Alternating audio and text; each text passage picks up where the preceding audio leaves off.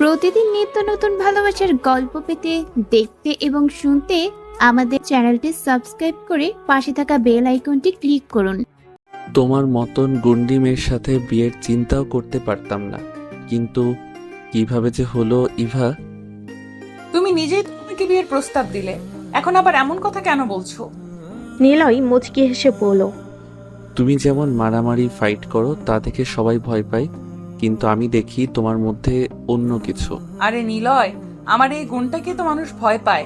তোমার মতো শান্ত ছেলেকে বিয়ে করাটা আমার জন্য একটা আলাদা পরীক্ষা। শান্ত ছেলেরা সবসময় মার খায় না ইভা। তুমি এখন আমার স্ত্রী, সেই গুন্ডিপনার দিন শেষ। ইভা হেসে বলল, হ্যাঁ, সেই দিন শেষ, কিন্তু কেউ আমার কাছে এসে ঝামেলা পাকালে আমি কি করব? ঝামেলা পাকাবে না, কারণ তুমি এখন নিলয় খানের স্ত্রী। কি করে যেন এই শান্ত মিষ্টি ছেলেটা আমার জীবনেই এসে পড়লো। নিলয় মুচকি হেসে বলল, ভাগ্য বলেও একটা জিনিস আছে ইভা, হয়তো এটাকেই বলে কপালের টান। গল্পটা এখানে নিলয়ের কলেজ লাইফ থেকে শুরু হয়, যেখানে সে শান্ত লাজুক ছেলে হিসেবে পরিচিত। অন্যদিকে ইভা, সে কলেজের সব থেকে বেশি দুরন্ত এবং মজার মেয়ে। সবাই তাকে ভয় পায়, কারণ সে মারামারি করতেও পিছপা হয় না। কিন্তু নিলয় কখনো তার থেকে দূরে সরে থাকে না। ধীরে ধীরে ইভা বুঝতে পারে নিলয়ই তাকে বোঝে, আর সেই থেকে তাদের গল্পের সূচনা। কলেজে র্যাগিংয়ের শিকার হয় নিলয়। একদিন কয়েকজন ছেলে নিলয়ের সঙ্গে বেয়াদবি করে, তখন ইভা এসে সেই ছেলেগুলোকে শাসন করে। তখন থেকে ইভা আর নিলয়ের বন্ধুত্ব গড়ে ওঠে। তারা একে অপরকে ধীরে ধীরে বুঝতে শুরু করে। ইভা, তুমি কিভাবে এত সাহসী হলে? সবকিছু একা একা মোকাবেলা করতে পারো? জীবন আমাকে শিখিয়েছে নিলয়, কাউকে ভয় পেতে নেই।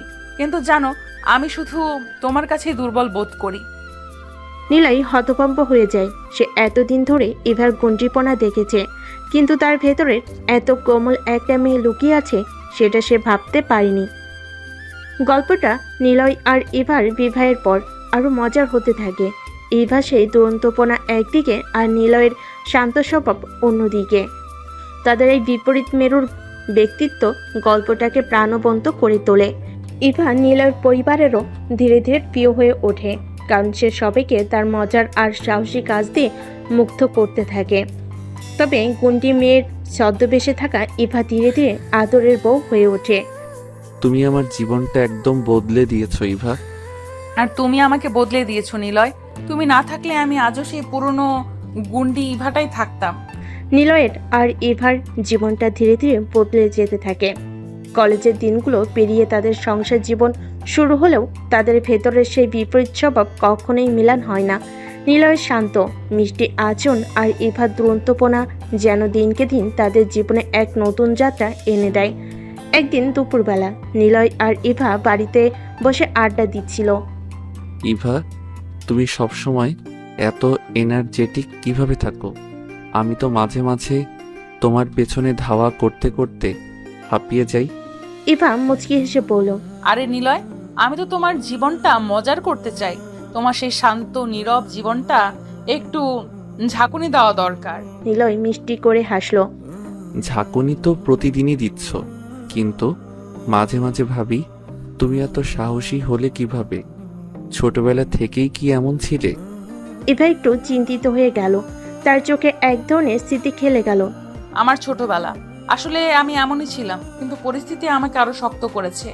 বাবা মা সব সময় আমাকে শেখাতেন যে জীবনে নিজেকে শক্ত হতে হবে, না হলে কেউ তোমাকে টিকতে দেবে না। বিশেষ করে আমি মেয়ে বলে আমাকে আরো বেশি শক্ত হতে হয়েছে। নিলয় অবাক হয়ে শুনছিল। আমি জানতাম তুমি অনেক শক্ত, কিন্তু ভেতরে এত কিছু লুকিয়ে আছে সেটা বুঝতে পারিনি। জীবনে অনেক কিছুর সঙ্গে লড়াই করতে হয়েছে নিলয়। আর জানো, আমি প্রথমে ভেবেছিলাম তুমি হয়তো আমাকে বুঝবে না, কিন্তু এখন মনে হয় তুমি ছাড়া আর কেউ আমাকে এতটা বোঝার চেষ্টা করতো না। নিলয় একটু হাসলো। তুমি যদি আমাকে না বোঝাতে, আমি হয়তো এখনো সেই শান্ত নীরব মানুষটাই থাকতাম। তোমার সঙ্গে থেকে অনেক কিছু শিখেছি। অন্যদিকে ইভার গুন্ডিপনা পুরোপুরি শেষ হয়ে যায়নি। তার সেই আগের সাহসিকতা আর রাগ ক্ষোভ এখনো রয়ে গেছে। তবে সেটা অনেকটাই নিলয়ের জন্য শান্ত হয়েছে। একদিন কলেজের কয়েকজন পুরনো বন্ধু তাদের বাড়িতে আসে। সবাই মিলে পুরনো দিনের কথা বলতে বলতে হাসাহাসি করছিল, কিন্তু একটি ছেলে ফাহিম সেই আগের মতো ইভাকে উত্ত্যক্ত করার চেষ্টা করে। ইভা, তুমি কি এখনো সেই আগের মতো মারামারি করতে পারো? বিয়ের পর কি সাহসটা কমে গেছে? ইভা হেসে পড়ল। তুমি কি সত্যি পরীক্ষা করতে চাও? আমার বিয়ের পর সাহসটা দ্বিগুণ বেড়ে গেছে। এখন আমার কাছে শুধু নিজেকে নয়, আরেকজনকেও বাঁচানোর দায়িত্ব। ফাহিম হেসে উঠল। আরে আমি তো মজা করছিলাম, কিন্তু তুমি এখন নিলয়ের মতো শান্ত মেয়ে হয়ে গেছো মনে হয়। নিলয় আর কিছু বলার আগেই ইভা একদম ফাহিমের সামনে গিয়ে পড়ল। শান্ত মেয়ে, তুমি ভুল করছো। আমি আজও সেই ইভা যাকে সবাই ভয় পায়, তবে এখন আমি একজনের আদরের বউ, তাই একটু নিয়ন্ত্রণে আছি। সবার হাসির মাঝে নিলয় মুচকি হাসলো। ইভা, তোমার সঙ্গে তাল মিলিয়ে চলতে চলতে আমারও সাহস বেড়ে গেছে। কিছুদিন পরে নিলয়ের এক বন্ধুর বিয়ের অনুষ্ঠানে তাদের যেতে হয়। সেখানে ইভা নিলয়ের পাশে বসে থাকে, কিন্তু তার স্বভাব সিদ্ধ দুরন্তপনা কিছুতেই কমে না। ইভা, এখানে একটু শান্ত হও, এটা তো অন্যের বিয়ে। আমি তো শান্ত আছি, তবে ওই ছেলেটাকে দেখেছো? সে আমার দিকে কেমন ভাবে তাকাচ্ছে। নিলয় হেসে বলল। তোমার দিকে তাকাবে না কেন? তুমি তো এখানে সবচেয়ে সুন্দর মেয়ে। ইভা মুচকি হেসে বলল। ও, তাহলে তুমি বলতে চাও আমি তোমার থেকেও সুন্দর? নিলয় একটু চিন্তায় পড়ে গেল। না না, আমি সেটা বলতে চাইনি। ইভা হাসতে শুরু করলো। নিলয় তুমি আমার সঙ্গে প্রতিযোগিতা করছো নাকি? ভালোই তো, তবে মনে রেখো আমি সবসময় জিতবো। এবার পুরোপুরি হেসে উঠল। ঠিক আছে, তোমার জিত। তবে একটা কথা বলি, তুমি আমার জন্য যে কতটা গুরুত্বপূর্ণ সেটা হয়তো কখনো বুঝতে পারবে না। ইভা আর নিলয়ের সম্পর্কটা এমনই ছিল। একদিকে ইভা সবসময় নিলয়কে খোঁচে দিত, আর অন্যদিকে নিলয় তার শান্ত স্বভাবতে ইভাকে সামলে রাখত। কিন্তু তাদের মধ্যে ভালোবাসা ছিল অপরিসীম, যা প্রতিদিনের ছোট ছোট ঘটনাগুলোর মধ্য দিয়ে প্রকাশ পেত। ইভা, তুমি কি জানো, তুমি শুধু আমার স্ত্রী নও, তুমি আমার জীবনের সবচেয়ে বড় শক্তি। এতক্ষণে সেটা বললে? আমি তো এতদিন ধরে সেই কথাটাই বলতে চাচ্ছিলাম। নিলয় মুচকি হাসলো। তুমি এত বুদ্ধিমান হলে কেন বুঝতে পারছিলে না? হয়তো বুঝেছিলাম, কিন্তু তোমার মুখ থেকে শুনতে চেয়েছিলাম। নিলয় ও ইভার বিবাহিত জীবন শুরু হয়েছে বেশ আনন্দময় ভাবে, কিন্তু তাদের এই জীবনযাত্রার একের পর এক মজার ঘটনা ঘটে। ইভা দুরন্তপনা যেমন ছিল তেমনই রয়েছে, আর নিলয়ের শান্ত স্বভাবও কোনো পরিবর্তন আসেনি। তবে তাদের সম্পর্কের এই বিপরীতধর্মী রসায়নই তাদের জীবনের প্রতিদিনকে রঙিন করে তোলে। সকালবেলা একটি ছোট্ট মজার ঘটনা। সকালের আলো মৃদু মৃদু ঘরে এসে পড়েছে, আর নিলয় ঘুম থেকে উঠেছে। ইভা তখনও ঘুমিয়ে আছে। নিলয় ঘুম থেকে উঠে নীরবে চুলগুলো ঠিক করতে করতে আয়নার সামনে দাঁড়িয়ে। ঘুম থেকে উঠেই ইভাকে ডাকার সাহস সে করে না, কারণ সে জানে ইভা যদি হঠাৎ ঘুম ভেঙে যায় তখন সে ভয়ঙ্কর হয়ে উঠবে। ইভাকে যদি এখন ডাকি তাহলে সে রেগে যাবে। একটু চুপচাপ থাকি, নিজে নিজেই উঠবে। কিছুক্ষণ পর নিলয় এক কাপ চা বানিয়ে আনলো। ইভার দিকে তাকিয়ে দেখলো সে আরাম করে ঘুমোচ্ছে। নিলয় আস্তে আস্তে বলল। ইভা, উঠবে? সকাল হয়ে গেছে। এখনো সময় হয়নি, আমাকে একটু আরাম করতে দাও। নিলয় হেসে বলল। তুমি সবসময় এত অলস কেন? আমাকে এখনই অফিসে যেতে হবে। ইভা হঠাৎ চোখ খুলে তাকালো। অফিস? আজ তো শুক্রবার, কোথায় যাচ্ছো? নিলয় তার কাপটা হাতে নিয়ে বলল। ঠিক আছে, আমি ভুল করেছি, কিন্তু তুমি একটু উঠবে না? ইভা একটু না শুনে আবার চোখ বন্ধ করলো। আর একটু ঘুমাতে দাও নিলয়, প্লিজ। নিলয় এবার আর কোনো মতে ইভার ঘুম ভাঙাতে পারল না। সে বুঝলো ইভাকে এত সহজে ওঠানো যাবে না। তবে একটু অপেক্ষা করে যখন ইভা নিচ থেকে উঠলো তখন সে মিষ্টি করে নিলয়কে বলল। তুমি আমাকে আজ একটু বেশি ডেকেছো কেন? নিলয় একটু অবাক হয়ে বলল। কি করব বলো, অফিসে যাওয়ার তাড়া ছিল, কিন্তু তুমি তো ঘুম থেকে উঠছিলে না। ইভা মুচকি এসে বলল। তুমি আমাকে এত আদর দিয়ে ঘুমাতে দিয়েছো, তাই না? নিলয় এবার মৃদু হেসে বলল। আরে, তুমি আমার আদরের বউ, আমি তোমাকে কষ্ট দিতে চাই না। অফিসে যাওয়ার পথে ইভা আর নিলয়ের খুনসুটি। নিলয় আর ইভা দুজনেই অফিসের জন্য তৈরি হলো। নিলয়ের অফিস ছিল তার নিজের ব্যবসা, যেখানে সে ব্যস্ত থাকে, আর ইভা একটি বেসরকারি প্রতিষ্ঠানে কাজ করে। দুজন একসঙ্গে রাস্তায় নামলো, কিন্তু ইভা সেই পুরনো মেজাজে নিলয়ের সঙ্গে মজা করতে লাগলো। নিলয়, তোমার কেমন মনে হয় আমি অফিসে গিয়ে সবাইকে যদি বলে দেই তুমি আমাকে মারতে চাও? নিলয় অবাক হয়ে বলল, তুমি কি পাগল হলে? এটা কি রকম কথা হলো? আরে মজা করছি, তোমার তো সব কথা সিরিয়াস মনে হয়। নিলয় হেসে বলল, তোমার মজা করতে ভালো লাগে আর আমার সেটা সহ্য করতে হয়। ইভা হেসে বলল, তুমি সহ্য করবে না কেন? তুমি তো সবসময় শান্ত থাকো, তাই আমি একটু বেশি বোকামি করি। তুমি বোকামি করো না। তুমি জানো কিভাবে অন্যকে বোকা বানাতে হয়। অফিসে ইভার এক বিশেষ দিন। ইভার অফিসে কাজ করার সময় তার সহকর্মীরা প্রায়ই তার সঙ্গে মজা করে, কারণ ইভার সেই পুরনো দুরন্তপনা এখনো রয়ে গেছে। একদিন তার অফিসের এক পুরনো সহকর্মী রাজু মজার ছলে তাকে নিয়ে মিথ্যা কথা বলে, যেন সবাই ভাবে ইভা অনেক সাহসী। ইভা, সবাইকে বলি তুমি তো সেই গুন্ডি ইভা, কলেজে সবাইকে শাসন করতে, এখন কি অফিসেও সবাইকে শাসাও? ইভা হেসে বলল, তুমি এখনো সেই পুরনো গল্প মনে রেখেছো? হ্যাঁ, আমি এখনো শাসন করি, তবে একটু বদলে নিয়েছি। রাজু মুচকি হেসে বলল। হ্যাঁ, তুমি এখন নিলয়ের মতো শান্ত হয়ে গেছো। ইভা হেসে বলল, নিলয়, যদি আমার শান্তি হয়ে থাকে তবে আমি এখনো আমার পুরনো ইভাই আছি। তাহলে তো আমরা সবাই সাবধান। সন্ধ্যার দিকে ইভা আর নিলয়ের বাড়ি ফেরার সময় অফিসের কাজ শেষে দুজনেই বাসায় ফিরেছে। সন্ধ্যের আলো পড়েছে, রাস্তাগুলো জনবহুল। নিলয় আর ইভা রিকশায় চড়ে বাসায় ফিরছে। ইভা তখনও গল্পের ফাঁকে নিলয়কে নানা রকম প্রশ্ন করতে থাকে।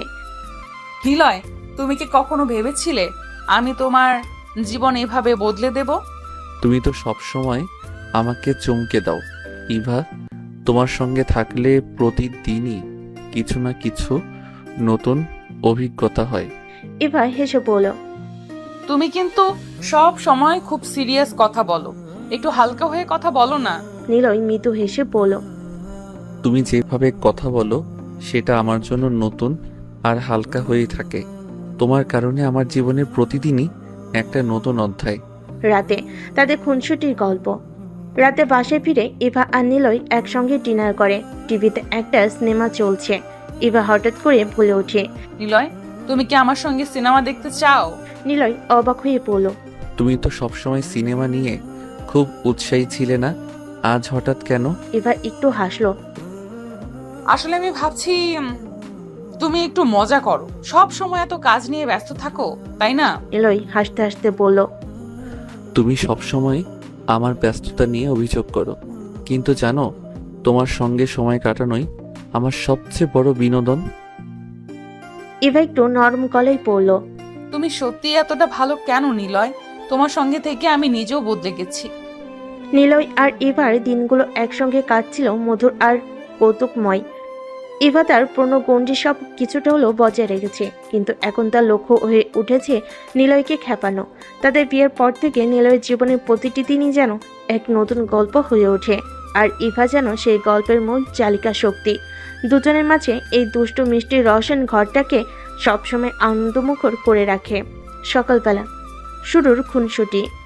সকালে রোদ তখন ঘরের জানালায় এসে পড়েছে। নিলয় আলতো করে বিছানায় ঘুমন্ত ইভার দিকে তাকিয়ে মৃদু হাসছে।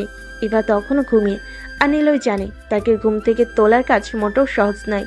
তবে আজ সে ইভার সঙ্গে একটু মজা করতে চায়। সে আস্তে আস্তে ইভার কানের কাছে এসে ফিসফিস করে বলল, ইভা, উঠো, তোমার ফোনে কলেজ থেকে মেসেজ এসেছে। ইভা ঘুমের মধ্যে কেঁপে উঠে বলল। কি, আজ আবার ক্লাস টেস্ট? আমি তো প্রস্তুত না। সে তাড়াহুড়ো করে উঠে পড়তে শুরু করলো, আর তখনই নিলয় হেসে ফেল। ইভা বুঝতে পেরে রেগে বলল, তুমি আবার মজা করলে, তাই না? নিলয় মৃদু হেসে বলল, তোমার প্রতিক্রিয়া দেখার জন্যই বলেছিলাম। তোমাকে এমন টেনশনে দেখলে আমার ভালো লাগে। এবার তার বালিশ তুলে নিলয়ের দিকে ছুঁড়ে মারল। তুমি তো একেবারে বদলে গেছো নিলয়, আগে এমন ছিলে না। নিলয় হেসে বলল, তুমি আমাকে বদলে দিয়েছো। তোমার সঙ্গে থেকে শিখেছি কিভাবে দুষ্টুমি করতে হয়। ইভা ভুরু কুঁচকে বলল, তাহলে আমাকে চ্যালেঞ্জ দিচ্ছ? দেখি কে বেশি দুষ্টুমি করতে পারে। নিলয় আর ইভা এরপর একে অপরের সঙ্গে মজার মজার কথায় সকালটা পার করলো। নিলয় যখন ব্রেকফাস্ট বানাতে যাচ্ছিল, ইভা হঠাৎ তার হাত ধরে টেনে নিয়ে এসে পড়ল। না, আজ তুমি কিছুই করবে না, আমি করবো, আর তুমি দেখো কিভাবে ব্রেকফাস্ট বানাতে হয়। নিলয় একটু অবাক হয়ে বলল। তুমি রান্না করবে? সেটা তো একটা নতুন ব্যাপার। ইভা হেসে বলল। দেখো আমি সব কিছুই করতে পারি। ইভা রান্নাঘরে ঢুকে গেল আর নিলয় একটু দূর থেকে দাঁড়িয়ে মজা দেখছিল। ইভা কয়েকটা ডিম নিয়ে ফ্রাই করার চেষ্টা করছে, কিন্তু প্রতিবারই কিছু না কিছু ভুল হচ্ছে। প্রথমবার ডিমটা পুড়ে গেল, দ্বিতীয়বার সেটা এমনভাবে ফেটে গেল যে ডিমের সাদাংশ চারিদিকে ছড়িয়ে পড়ল। নিলয় মজা নিয়ে বলল। তুমি রান্না করতে জানো বলেই তো এমন হচ্ছে। ইভা একটু রাগে বলল। তুমি চুপ করো, আমি পারবো। অবশেষে অনেক চেষ্টার পর ইভা একটা ঠিকঠাক ডিম ফ্রাই করতে পারলো। নিলয় এসে বলল।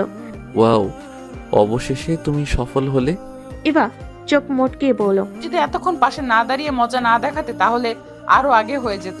বাসায় ফিরে নিলয়ের বিশেষ পরিকল্পনা। দিনের কাজ শেষে বাসায় ফিরে নিলয় দেখলো ইভা সোফায় বসে টিভি দেখছে। আজকে নিলয়ের একটা বিশেষ পরিকল্পনা ছিল। সে মনে মনে ঠিক করেছিল আজ ইভাকে একটা সারপ্রাইজ দেবে। সে আস্তে আস্তে ইভার পাশে গিয়ে বসলো। ইভা, তোমার আজকে একটু সময় আছে? ইভা কিছুটা অবাক হয়ে বলল। সময় আছে কেন? কোথাও যাচ্ছি নাকি? নিলয় মৃদু হাসি দিয়ে বলল। হ্যাঁ, আজকে আমি তোমার জন্য একটা বিশেষ পরিকল্পনা করেছি। ইভা হেসে বলল। ও, নিলয় খান আজকে রোমান্টিক মুডে আছে, কি প্ল্যান? নিলয় মুচকি হেসে বলল। আগে যাও, প্রস্তুত হয়ে আসো। ইভা কিছুটা রোমাঞ্চিত হয়ে নিজের রুমে গিয়ে সাজগোজ করতে লাগলো। সে সবসময় চমকপ্রিয় আর নিলয়ের কাছ থেকে সারপ্রাইজ পেতে তার ভালো লাগে। কিছুক্ষণ পর সে সুন্দর একটা শাড়ি পরে বেরিয়ে এলো। নিলয় তাকে দেখে বলল। তোমাকে তো আজ চাঁদের মতো সুন্দর দেখাচ্ছে। ইভা একটু লজ্জা পেল, মজা করে বলল। তাহলে তো আমি আজ চাঁদ হয়ে ঘুরতে বের হব। নিলয় ইভাকে নিয়ে রেস্টুরেন্টে নিয়ে গেল। সেখানে সে আগে থেকে টেবিল বুকিং করে রেখেছিল। টেবিলটা সাজানো ছিল সুন্দর মোমবাতির আলোতে, আর নিলয় সেখানে একটা ছোট্ট উপহার রেখে দিয়েছিল। ইভা টেবিলে বসে বলল। নিলয়, তুমি আজকে অনেক কিছু আয়োজন করেছো দেখছি। নিলয় মৃদু হাসলো, তারপর উপহারটা ইভার দিকে বাড়িয়ে দিল। এই উপহারটা তোমার জন্য, খুলে দেখো। ইভা উপহারটা খুলে দেখতে পেল সেখানে একটা ছোট্ট নেকলেস, যে অনেক সুন্দরভাবে ডিজাইন করা। ইভা চোখ বড় বড় করে বলল। এটা তো খুবই সুন্দর। তোমার এমন রোমান্টিক প্ল্যান কবে থেকে শুরু হলো? নিলয় মৃদু হাসলো আর বলল। তোমার ভালোবাসা আমাকে শিখিয়েছে কিভাবে রোমান্টিক হতে হয়। ইভা হেসে বলল। তুমি তো একেবারে রোমান্টিক বনে গেছো। তবে আমি কিন্তু তোমার মতো হব না। আমি সবসময় এই দুষ্টু ইভাটাই থাকবো। নিলয় হাসতে লাগলো। তোমার এই দুষ্টুমি তো আমাকে জীবনের প্রতিটি দিন মজার করে তোলে। বাসে ফেরা এক অন্তহীন প্রেমের গল্প। ডিনার শেষে নিলয় আর ইভা রাস্তায় হাঁটতে হাঁটতে বাসে ফিরছে। রাস্তাটা একদম শান্ত, রাতের হালকা বাতাস তাদের চারপাশে ঘুরছে। ইভা একটু থেমে নিলয়ের দিকে তাকিয়ে বলল। নিলয়, তুমি কি সত্যি আমাকে এত ভালোবাসো? নিলয় ইভার দিকে তাকিয়ে তার চোখের দিকে চোখ রেখে মৃদু হাসলো। তুমি কি কখনো ভেবেছো আমি তোমাকে ছাড়া থাকতে পারি? ইভা একটু চুপ করে থাকলো, তারপর হেসে বলল। তাহলে তুমি আমাকে ছাড়া একদিনও থাকতে পারবে না? নিলয় মৃদু হেসে বলল। তুমি আমার জীবন ইভা, তোমাকে ছাড়া আমি কিছুই না। ইভা একটু আবেগে আপ্লুত হয়ে নিলয়ের হাতটা শক্ত করে ধরলো। আমি জানতাম না যে তুমি এতটা ভালোবাসতে পারো। তুমি তো একদম অন্যরকম। নিলয় তার হাতটা ধরে বলল। তুমি আমাকে বদলে দিয়েছো ইভা, তোমার জন্যই আমার জীবনটা এত সুন্দর। ইভা মৃদু হেসে বলল। তুমি কিন্তু আর বদলাবা না। আমি তোমার এই রূপটাই চাই। নিলয় হেসে বলল। তুমি যেমন তেমনই থাকো, আমি সব সময় তোমার পাশে থাকবো। নিলয় আর ইভার মধুর সম্পর্কের রসন যতই এগোচ্ছে ততই তাদের জীবন একের পর এক মজার আর হাস্যকর ঘটনার মধ্যে দিয়ে যাচ্ছে। ইভা যেমন কুঞ্জি স্বভাবের, তেমনি নিলয় তার শান্ত ধীর স্থির প্রকৃতির জন্য পরিচিত। কিন্তু ইভার দুষ্টুমি আর নিলয়ের খুনসুটি মিলে তাদের প্রতিদিনের জীবনটা যেন এক চরম আনন্দের উৎসবে পরিণত হয়েছে। আর এর মধ্যে প্রেমের গভীরতা প্রতিটি মুহূর্তে তাদের জীবনে নতুন রং ছড়িয়ে দিচ্ছে। এক দুপুর রান্নাঘরে গন্ডগোল। একদিন দুপুরে নিলয় বেশ খুশি মেজাজে ছিল। ইভা তখন তার প্রিয় খাবারগুলো রান্না করতে ব্যস্ত। নিলয় খেয়াল করে ইভা রান্নাঘরে নানার উপকরণ ছড়িয়ে ছিটিয়ে কাজ করছে আর মাঝে মাঝে নিজে হেসে উঠছে। এটা দেখে নিলয় কাছে এসে বলল। তুই রান্না করতে করতে হাসছো কেন? ইভা হেসে বলল। আসলে আমি ভাবছিলাম তোমার মতো একটা শান্ত ছেলের জন্য এমন এক গুন্ডি মেয়ে কিভাবে রান্না করে। নিলয় মৃদু হাসি দিয়ে বলল। তুই তো জানো তোমার রান্না যেমনই হোক আমি খুশি হব। ইভা হেসে বলল। তাহলে আজ আমি তোমার জন্য একটা বিশেষ আইটেম বানাবো। সেটা কি? ইভা গম্ভীরভাবে বলল। অপেক্ষা করো, দেখলেই বুঝবে। নিলয় চুপচাপ বসে দেখছে ইভা কি করছে। সে হাড়ির ভেতর নানা রকম মশলা আর উপকরণ দিয়ে কি একটা তৈরি করছে। হঠাৎ ইভা একটা বড় পাত্র হাতে নিয়ে বলল। এই পাত্রটা আমাকে ধরতে একটু সাহায্য করো তো। নিলয় কাছে এসে পাত্রটা ধরতে গেল, আর ঠিকই তখন ইভার হাত ফসকে পাত্রের মধ্যে থাকা সবকিছু উপকরণ নিলয়ের শার্টে পড়ে গেল। নিলয় অবাক হয়ে পড়ল। এটা কি হলো? ইভা হাসতে হাসতে বলল। তুমিই তো বলেছিলে যেমনই রান্না হোক তুমি খুশি হবে। দেখো এখন তুমি আমার রান্নার অংশ হয়েছো। নিলয় মৃদু রাগের অভিনয় করে বলল। তাহলে কি আজ পুরো রান্নাই আমার গায়ে পড়বে? ইভা হাসতে হাসতে বলল। হয়তো, তবে তুমি তো আমার রান্নার প্রথম ভাগ পেয়ে গেছো। এখন বাকিটা খাওয়ার অপেক্ষা। নিলয় তার শার্টের দিকে তাকিয়ে বলল। তাহলে আমি শার্টটা পাল্টাতে যাব? ইভা তখনও হেসে চলেছে। নিলয় নতুন চমক। কিছুদিন পর নিলয় সিদ্ধান্ত নিল যে এবার ইভাকে একটা বিশেষ সারপ্রাইজ দিতে হবে। ইভা তো প্রতিদিনই কোনো না কোনো দুষ্টামি করে নিলয়কে বিস্মিত করেছে। এবার নিলয় পাল্টা কিছু করবে। একদিন সন্ধ্যায় ইভা সোফায় বসে মোবাইলে ব্যস্ত ছিল। নিলয় চুপচাপ এসে তার পাশে বসলো। কিছুক্ষণ চুপচাপ থাকার পর নিলয় বলল। ইভা, তোমার কাছে একটা গুরুত্বপূর্ণ বিষয় আছে। ইভা অবাক হয়ে মোবাইল থেকে চোখ সরিয়ে বলল। গুরুত্বপূর্ণ বিষয়, বলো তো দেখি। নিলয় গম্ভীরভাবে বলল। আমি একটা সিদ্ধান্ত নিয়েছি। আমাদের বিয়ে হয়ে যাওয়ার পর তোমার এই দুষ্টুমির মাত্রা অনেক বেড়ে গেছে। তাই আমি একটা নতুন নিয়ম করতে চাই। ইভা কৌতূহল নিয়ে বলল। নতুন নিয়ম, সেটা কি? নিলয় গম্ভীর মুখ করে বলল।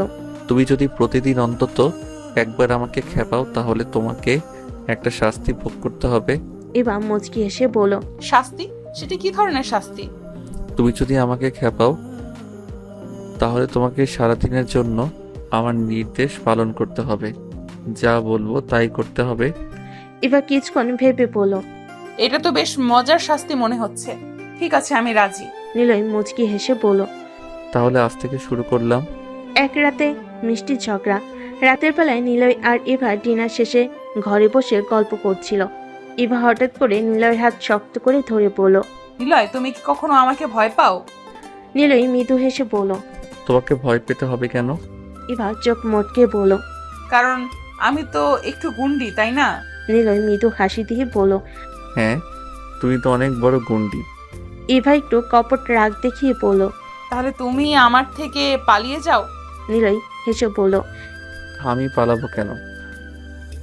তোমার সঙ্গে থেকেই তো মজা বেশি। ইভা হঠাৎ করে নিলয়ের কাছে এসে তার কাঁধে হাত রেখে বলল। তাহলে তুমি আমাকে ভয় পাও না, তাই না? না, তোমার এই গুন্ডি স্বভাবই তো আমার পছন্দের। ইভা একটু মুচকি হেসে বলল। তাহলে মনে রেখো, আমি তোমার এই কথাটা কখনো ভুলবো না। ইভা আর নিলয়ের সম্পর্কের এক নতুন মোড়। ইভা আর নিলয়ের এই খুনসুটিতে ভরা জীবন যতই এগোচ্ছে ততই তারা একে অপরের প্রতি আরো গভীরভাবে মগ্ন হচ্ছে। একদিন বিকেলের দিকে নিলয় ইভার কাছে এসে বলল।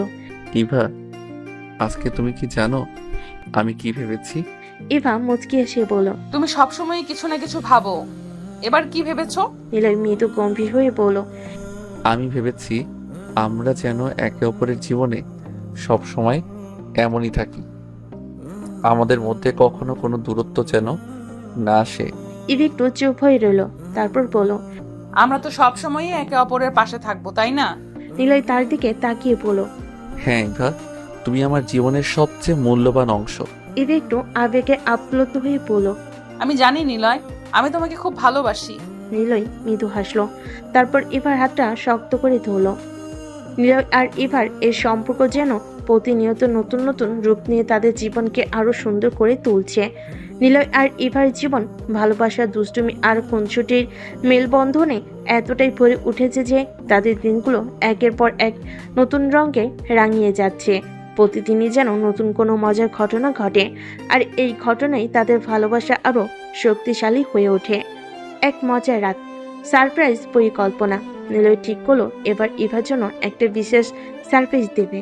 এবার সারাদিন নানা রকম দুষ্টামি করে নিলয়কে চমকে দেয়, তাই এবার পাল্টা কিছু করতে হবে। নিলয় ইভার জিনিসগুলো নিয়ে একটা সারপ্রাইজ প্ল্যান সাজালো। রাতের খাবার শেষে ইভার টিভি দেখছিল, আর নিলয় চুপচাপ ঘরের মধ্যে কিছু একটা করছিল। এবার হঠাৎ লক্ষ্য করলো নিলয় খুব ব্যস্ত, কিন্তু কি নিয়ে ব্যস্ত সেটা বুঝতে পারছি না। ইভা বলল। নিলয়, তুমি কি করছো? নিলয় হেসে বলল। তুমি চিন্তা করো না, কিছুক্ষণ পরেই জানতে পারবে। ইভা একটু রাগী গলায় বলল। আমাকে বলছো না কেন? নিলয় হাসি দিয়ে বলল। এটা তোমার জন্য একটা বিশেষ কিছু। ইভা আরো কৌতূহলী হয়ে উঠল। সে ভাবছে নিলয় আবার কি করছে। কিছুক্ষণ পর নিলয় ইভার কাছে এসে বলল। চলো, তোমার চোখ বন্ধ করো। ইভা অবাক হয়ে বলল। কেন? নিলয় একটু রহস্যময় গলায় বলল। আমি বলছি করো, পরে জানতে পারবে। ইভা খানিকটা অনিচ্ছা নিয়ে চোখ বন্ধ করলো। নিলয় ধীরে ধীরে তাকে ঘরের আরেক পাশে নিয়ে গেল। নিলয় বলল। এখন চোখ খুলো। ইভা চোখ খুলে বিস্ময়ে চমকে উঠল। ঘরের এক কোণে সুন্দর করে সাজানো একটা টেবিল, যেখানে রাখা তার প্রিয় সব খাবার, আর টেবিলের উপরে ছোট্ট একটা বাক্স। ইভা মুগ্ধ হয়ে পড়ল। এটা কি নিলয়? নিলয় মৃদু হেসে বলল। তোমার জন্য একটা ছোট্ট উপহার। ইভা বাক্সটা খুলতেই চমকে উঠল। সেখানে একটা সুন্দর গলার চেন ছিল, যার মধ্যে ছোট্ট একটা হৃদয় ঝুলছিল। ইভা আবেগে ভরা কণ্ঠে বলল। তুমি কিভাবে জানলে আমি এটা চাইছিলাম? নিলয় মৃদু হাসলো এবং বলল। আমি তোমাকে তো ভালো করেই জানি, তুমি কিছু না বললেও আমি বুঝতে পারি। ইভা চেনটা হাতে নিয়ে মৃদু হেসে বলল। তুমি সব সময় এমন সারপ্রাইজ দাও আর আমি ভাবি কিভাবে পাল্টা কিছু করব। নিলয় হাসি দিয়ে বলল। পাল্টা কিছু করতে চাইলে আরো একটা সারপ্রাইজ দিতে হবে। ইভা সহজে কিছু ছেড়ে দেওয়ার মানুষ নয়। নিলয় তাকে এই সুন্দর সারপ্রাইজ দিয়ে খুশি করলো। ইভা এবার একটা দুষ্টুমি করার পরিকল্পনা করে ফেল। একদিন সকালে নিলয় ঘুম থেকে উঠেই দেখলো ঘরে কোথাও ইভা নেই।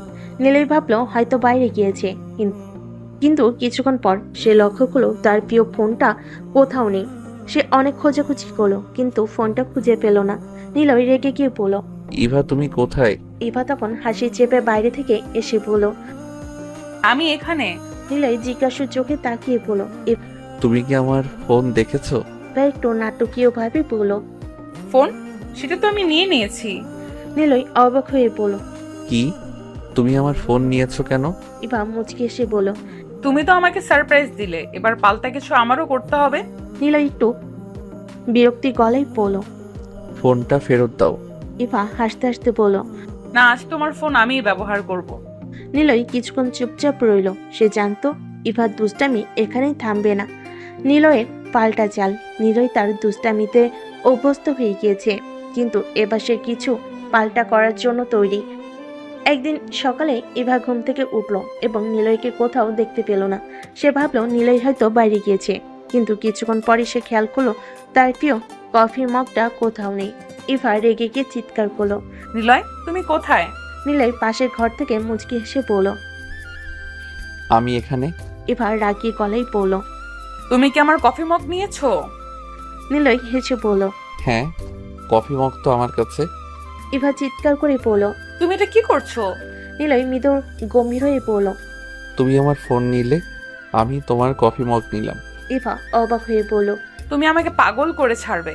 নিলয় হাসি দিয়ে বলল। না, তুমি আমাকে প্রথমে পাগল করেছো।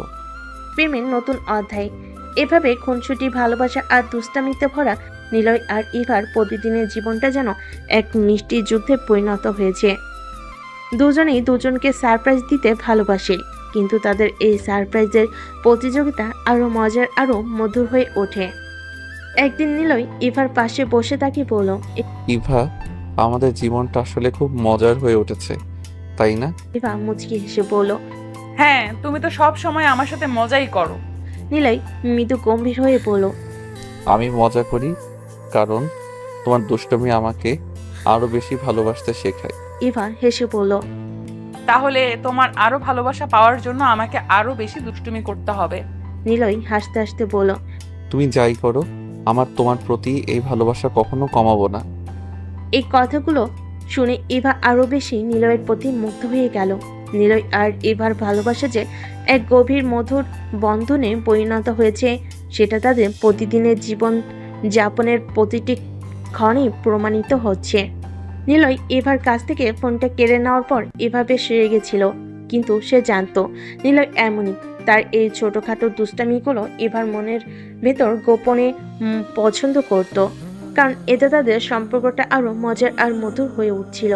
নিলয়ের দুষ্টামি শুরু হয় যখন সে ইভাকে ছোটখাটো বিষয়ে জ্বালাতন করে। নিলয় ইভাকে টিজ করে কেবল তার প্রতিক্রিয়াগুলো দেখার জন্য। একদিন নিলয় প্ল্যান করলো ইভাকে আরো এক ধাপ বেশি জ্বালাতন করতে হবে। সকালে ইভা ঘুম থেকে উঠল, সে দেখতে পেল তার প্রিয় সানগ্লাসটাও উধাও। তাড়াতাড়ি নিলয়ের দিকে তাকিয়ে বলল। তুমি আমার সানগ্লাসটা নিয়েছো? মুচকে এসে বলল। হ্যাঁ, আজ আমার দিন, তুমি কোনো কিছু পাবার আশা করো না। ইভা বিরক্তি নিয়ে বলল। তুমি সারাক্ষণ এভাবে করবে না। নিলয় ঠাট্টা সুরে বলল। আচ্ছা দেখো তো তুমি কি করতে পারো। ইভা তখন ভাবলো এবার পাল্টা কিছু না করলেও চলবে না। সে কিছুক্ষণ চুপচাপ রইল নিলয়ের দৃষ্টি আকর্ষণ না করার জন্য। কিছুক্ষণ পর ইভা গোপনে নিলয়ের প্রিয় রিস্ট ওয়াচটা তুলে নিল এবং নিলয় সেটা খেয়াল করলো না। নিলয় যখন তার ঘড়ির জন্য হাত বাড়ালো তখনই বুঝতে পারলো যে তার ঘড়িটাও নেই।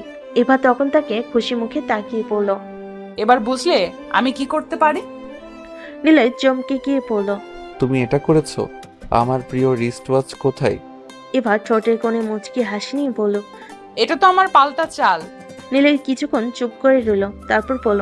আচ্ছা, এবার আমি বুঝলাম তুমি খেলাটা ভালোই শিখেছো। এভাবে তারা একে অপরকে নিয়ে দুষ্টামি করতে করতে তাদের প্রতিদিনের জীবনটা এক মিষ্টি খুনসুটির মধ্য দিয়ে কাটাচ্ছিল। নিলয় আর এভার এই সম্পর্কটা শুধু দুষ্টামিতে নয়, ভালোবাসা, কেয়ার আর বন্ধুত্বেরও গড়া। একদিন নিলয় খুব সিরিয়াস মুখ করে ইভাকে বলল। ইভা, আমি তোমার সাথে একটা গুরুত্বপূর্ণ কথা বলতে চাই। ইভা একটু চিন্তিত মুখে বলল। কি কথা? কিছু হয়েছে নাকি? নিলয় হেসে বলল।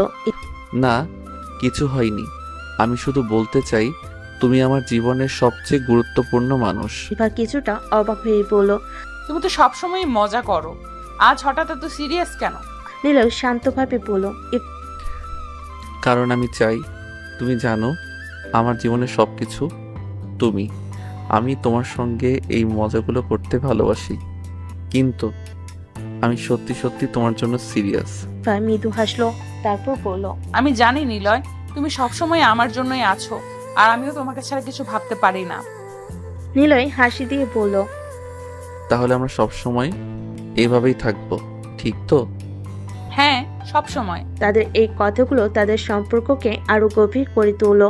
নিলয় আর ইভার জীবন এখন বেশ আনন্দমুখর। তাদের প্রতিদিনের খুনসুটি, হাসি, মজা আর ভালোবাসা যেন জীবনের সব দুশ্চিন্তাকে দূরে সরিয়ে রাখে। নিলয়ের প্রতিটি দুষ্টামিতে ইভার মুখে হাসি ফুটে ওঠে, আর ইভার ছোট ছোট প্রতিক্রিয়ায় নিলয় যেন আরো বেশি মজা পায়। একদিন ইভা সকালে ক্লাসে যাওয়ার জন্য প্রস্তুত হচ্ছিল, কিন্তু তার নোটবুকটা খুঁজে পাচ্ছিল না। বাসে তোলপাড় করে ফেলেও যখন কিছু খুঁজে পেল না, তখন বুঝতে পারলো এটা নিশ্চয়ই নিলয়ের কোনো কাজ। নিলয় এই ধরনের ছোট দুষ্টামির জন্য বেশ পরিচিত। নিলয়, আবার আমার নোটবুক নিয়েছো?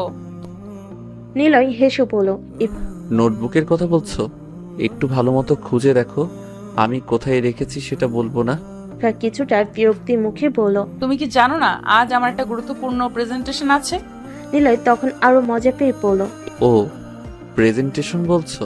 আমি ভাবলাম আজ কোনো পরীক্ষা নেই, তাই একটু মজা করে নিলাম। ইভা তার দিকে চোখ বড় করে তাকালো, কিন্তু কিছু বলল না।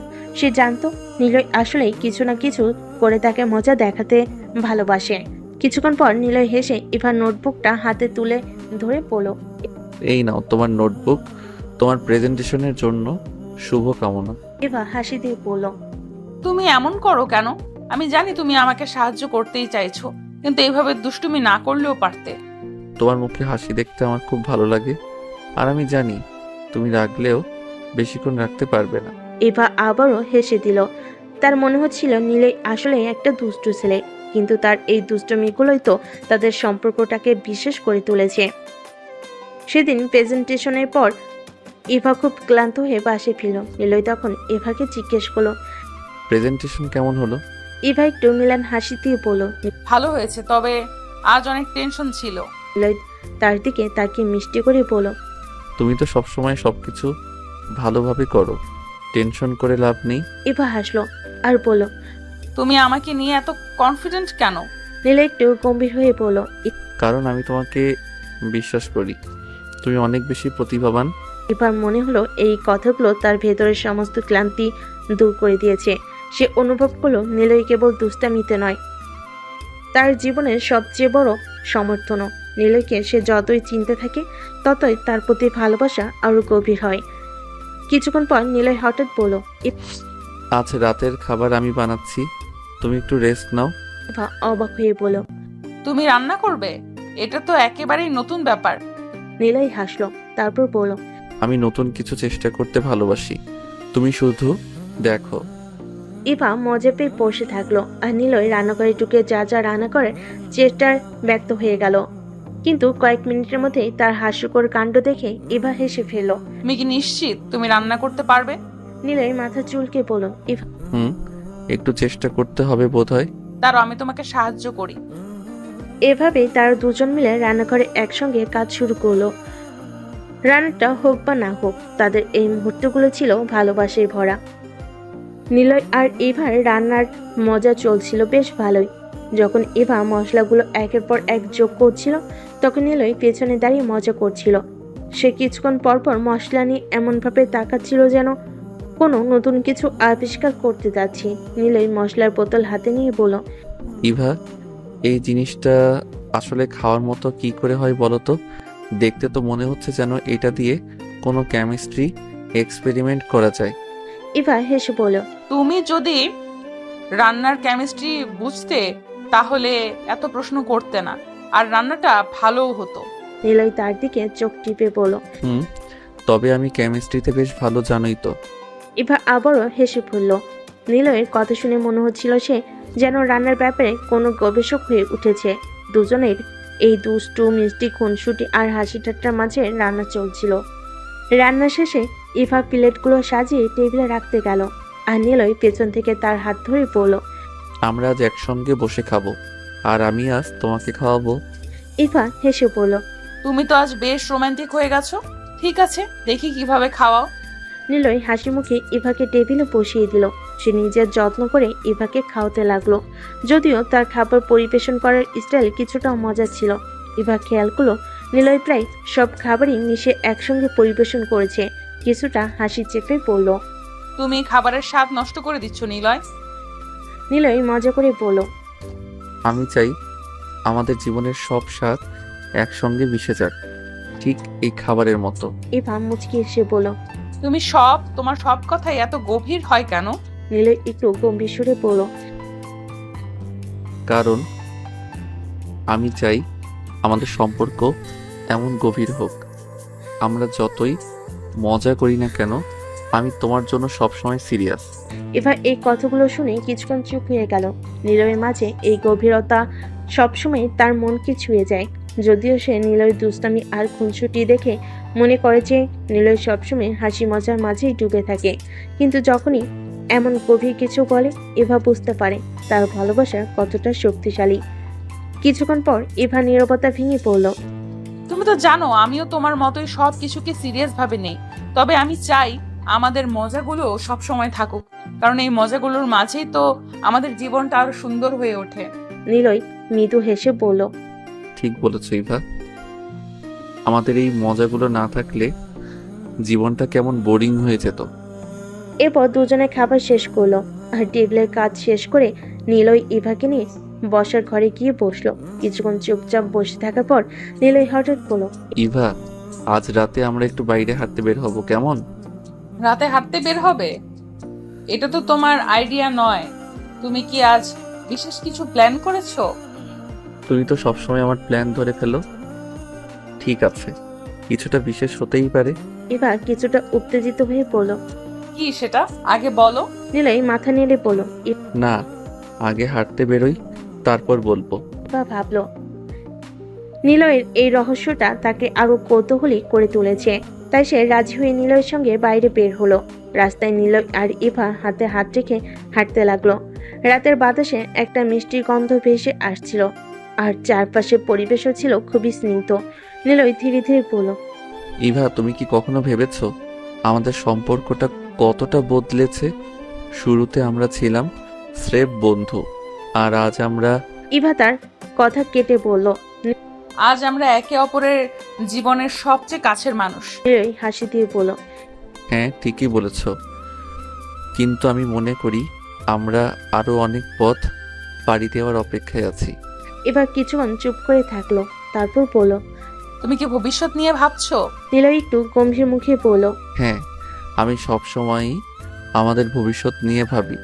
আমি চাই আমরা একসঙ্গে থাকি, সব সময় একে অপরকে ভালোবাসি, আর আমাদের জীবনটা একসঙ্গে কাটাই। এবার চোখে তখন পানি এসে গেল। সে অনুভব করলো নিলয় শুধু মজা করার মানুষ নয়, সে অনেক বেশি গভীরভাবে ভাবতে জানে। নিলয় আর এবার হাঁটা চলছিল রাতের নীরব রাস্তায়। চারপাশে শুধু রাস্তা লাইট আর নীল আকাশের নিচে এক টুকরো স্নিগ্ধতা যেন পুরো পরিবেশটাকে ঘিরে রেখেছে। এবার মনে হচ্ছিল আজকের এই মুহূর্তগুলো একেবারে আলাদা, যেন জীবনের প্রতিটি সুখের মুহূর্তে একসঙ্গে মিশে গিয়েছে, তাকে ঘিরে ফেলেছে। নিলয় তখনও এভার হাত শক্ত করে ধরেছিল, যেন সে কোনোভাবে এভাকে ছাড়তে চাইছে না। কিছুক্ষণ চুপচাপ হাঁটার পর এভা বলল, নিলয়, তুমি সব সময় এভাবে চুপ করে থাকো কেন? মনে হয় কিছু বলতে চাও কিন্তু বলো না। নিলয় একটু হাসি দিয়ে বলল, আমি তো সবসময় তোমাকে বলি, তবে আজকের এই রাতটা, আজকের এই পরিবেশটা এমন যে মনে হচ্ছে অনেক কিছু বলা যায়, কিন্তু কিছু না বলেও সব বলা হয়ে যায়। ইভা নীলয়ের কথায় মুগ্ধ হয়ে তার দিকে তাকিয়ে পড়ল। নীলয় এবার সত্যি সত্যি হেসে ফেলল। তুমি এত গভীর কথা বলো কেন? আমি তো ভাবছিলাম তুমি হয়তো আবার কোনো দুষ্টুমি করার প্ল্যান করছো। দুষ্টুমি তো আমার রক্তে মিশে আছে, সেটা তো কখনো ছেড়ে দিতে পারবো না। তবে হ্যাঁ, আজকে আসলেই কোনো দুষ্টুমি নয়। ইভা মৃদু হেসে তার দিকে তাকিয়ে বলল, তাহলে আজকে বিশেষ কি প্ল্যান করেছো? আমি জানি তোমার কোনো চমক থাকবেই। নীলয় হঠাৎ থেমে গিয়ে ইভার হাতটা দু হাতে ধরে বলল। ইভা, তোমার কাছে একটা প্রশ্ন করতে চাই। ইভা অবাক হয়ে বলল। প্রশ্ন? কি প্রশ্ন? নীলয় একটু থেমে গম্ভীরভাবে বলল, তুমি কি কখনো ভেবেছো আমাদের সম্পর্কটা কতটা বিশেষ? মানে, আমরা তো বন্ধুত্ব দিয়ে শুরু করেছিলাম, তারপর এতগুলো মুহূর্ত কাটিয়ে একসঙ্গে এসেছি। তুমি কি কখনো আমাদের ভবিষ্যৎ নিয়ে ভেবেছো? ইভার চোখে একটু অস্বস্তি ফুটে উঠল। সে আসলে নীলয়ের প্রশ্নটা এভাবে আসবে আশা করেনি। ভবিষ্যৎ মানে? আমি তো কখনো সেটা ভাবিনি। তবে আমরা তো ভালোই আছি, তাই না? নীলয় একটু মুচকি হেসে বলল, হ্যাঁ, ভালো তো আছি, তবে আমি আরো কিছু ভাবি। আমি ভাবি আমাদের ভবিষ্যৎটা কতটা সুন্দর হতে পারে যদি আমরা সব সময় একসঙ্গে থাকি। ইভা একটু অবাক হয়ে বলল। তুমি কি বলতে চাচ্ছ যে? নীলয় তার কথার মাঝখানে ইভাকে থামিয়ে বলল, হ্যাঁ, আমি ঠিক সেটাই বলতে চাইছি। ইভা, আমি চাই আমরা একসঙ্গে থাকি সব সময়। আমি চাই তুমি আমার পাশে থেকো আমার জীবনের প্রতিটা মুহূর্তে। এবার মুখটা হঠাৎ থমকে গেল। সে এভাবে নিলয়ের থেকে এতটা গভীর কিছু শোনার জন্য একদম প্রস্তুত ছিল না। তার মনে হচ্ছিল নিলয় হয়তো শুধু দুষ্টামিতে মেতে থাকতে ভালোবাসে, কিন্তু এই মুহূর্তে তার চোখে যে গভীর ভালোবাসার ছাপ ফুটে উঠেছে সেটা একদমই আলাদা। নিলয়, আমি জানি না কি বলবো। এটা এত হঠাৎ করে আমি তো ভাবতেই পারিনি। নিলয় তার হাতে হাত রেখে বলল, তোমার কিছু বলতে হবে না, শুধু এইটুকু বলো, তুমি কি আমাকে সবসময় পাশে চাও? আমরা কি একসঙ্গে আমাদের জীবনটা ভাগ করে নিতে পারি? এবার কিছুক্ষণ চুপ করে থাকলো। তার চোখ দিয়ে অশ্রু গড়িয়ে পড়ল। সে বুঝতে পারছিল তার নিজের অনুভূতিগুলো এমনই, কিন্তু সে কখনো সেভাবে প্রকাশ করতে পারেনি। নিলয়, আমি সবসময় চেয়েছি তুমি আমার পাশে থাকো। আমি তো কখনো বুঝতে পারিনি তুমি এভাবে ভাবছো। নিলয় মৃদু হাসি দিয়ে বলল, আমি তো সবসময়ই এটা ভেবেছি, কিন্তু কখনো সাহস করে বলতে পারিনি। আজ এই রাত, এই পরিবেশ, মনে হলো আজ না বললে আর কখনো বলবো না। এবার তার চোখ মুছে পড়ল। তুমি জানো আমি তোমাকে ভালোবাসি, কিন্তু আমি ভাবতাম আমাদের সম্পর্কটা হয়তো শুধু বন্ধুত্বেই থাকবে। নিলয় হাসি দিয়ে বলল, আমাদের সম্পর্ক শুধু বন্ধুত্বে থাকতে পারে না, আমরা একে অপরকে ভালোবাসি। আর সেই ভালোবাসার মাঝেই তো আমাদের জীবনের আসল মানে খুঁজে পেয়েছি। ইভা এবার নিলয়ের দিকে এগিয়ে গিয়ে তাকে আলিঙ্গন করলো। তার মনে হচ্ছিল জীবনের সবকিছু এক মুহূর্তে যেন সম্পূর্ণ হয়ে গেছে। নিলয় আস্তে করে বলল, তাহলে তুমি রাজি? ইভা আলিঙ্গনের মধ্যেই বলল। হ্যাঁ নিলয়, আমি রাজি। এভাবেই তারা দুজনের জীবনের এক নতুন অধ্যায়ে পা রাখলো, যেখানে ভালোবাসা আর বিশ্বাস একে অপরের সঙ্গে মিশে গিয়েছিল। নিলয় আর ইভার আলিঙ্গনের পর কিছুক্ষণ এভাবে কাটলো, যেন পুরো পৃথিবীটা থমকে গেছে। চারপাশে নীরবতা আর ঠান্ডা বাতাস তাদের মনে এক অদ্ভুত শিহরণ এনে দিচ্ছিল। আলিঙ্গন শেষে নিলয় ইভার চোখের দিকে তাকিয়ে বলল, তুমি জানো ইভা, আমি তোমার সঙ্গে যতবারই থেকেছি ততবারই মনে হয়েছে জীবনের প্রতিটা মুহূর্ত যেন তোমার সঙ্গেই কাটাতে চাই। ইভা একটু মৃদু হাসি দিয়ে বলল, তুমি এত সুন্দর করে কথা বলতে পারো কিভাবে? আমার তো মনে হয় তোমার সঙ্গে প্রতিদিন কথা বলেই আমি জীবনের সব সুখ পেয়ে গেছি। নিলয় তার হাত ধরে বলল, সুখটা তো আসলেই তুমি, আমার জীবনের সব কিছু তুমি। আমি জানি না তোমাকে ছাড়া কেমন হতো আমার দিনগুলো। তুমি পাশে না থাকলে হয়তো আমি এখন একেবারেই অন্যরকম একটা মানুষ হতাম। ইভা চোখ মুছে বলল, নিলয়, তুমি তো জানো না আমিও তোমাকে ঠিক সেভাবেই ভালোবাসি। আমি হয়তো কখনো তোমাকে সেটা সেভাবে বলিনি, কিন্তু প্রতিদিনই তোমার কথা ভাবি। নিলয় মৃদু হেসে বলল, তোমার ভাবনাগুলো শুনতে পেয়ে ভালো লাগছে, তবে আমি চাই তুমি সবসময় আমাকে সরাসরি বলো। যেভাবে আমি তোমাকে বলি, আমাদের মধ্যে কোনো লুকোচুরি থাকবে না। ইভা এবার গভীরভাবে নিলয়ের দিকে তাকিয়ে বলল, আমি তো কখনো লুকাতে চাইনি, শুধু ভেবেছিলাম তুমি হয়তো কখনো আমাকে সেইভাবে দেখবে না। নিলয় হেসে বলল, তুমি কি সত্যি এটা ভেবেছিলে? আমি তো প্রথম থেকেই তোমাকে আলাদা করে দেখেছি। তোমার সেই শুরুর দিনের মিষ্টি হাসিটাই আমাকে প্রথমে মুগ্ধ করেছিল। ইভা এবার একটু লজ্জা পেয়ে বলল। তুমি কি মনে করো আমি তখন তোমার দিকে খুব বেশি তাকাতাম? নিলয় হাসতে হাসতে বলল, হ্যাঁ, প্রথমে একটু অবাক হয়েছিলাম। তুমি এত সুন্দর করে তাকাতে যে আমার মনে হতো তুমি আমার ভেতর কিছু খুঁজে পেতে চাইছো।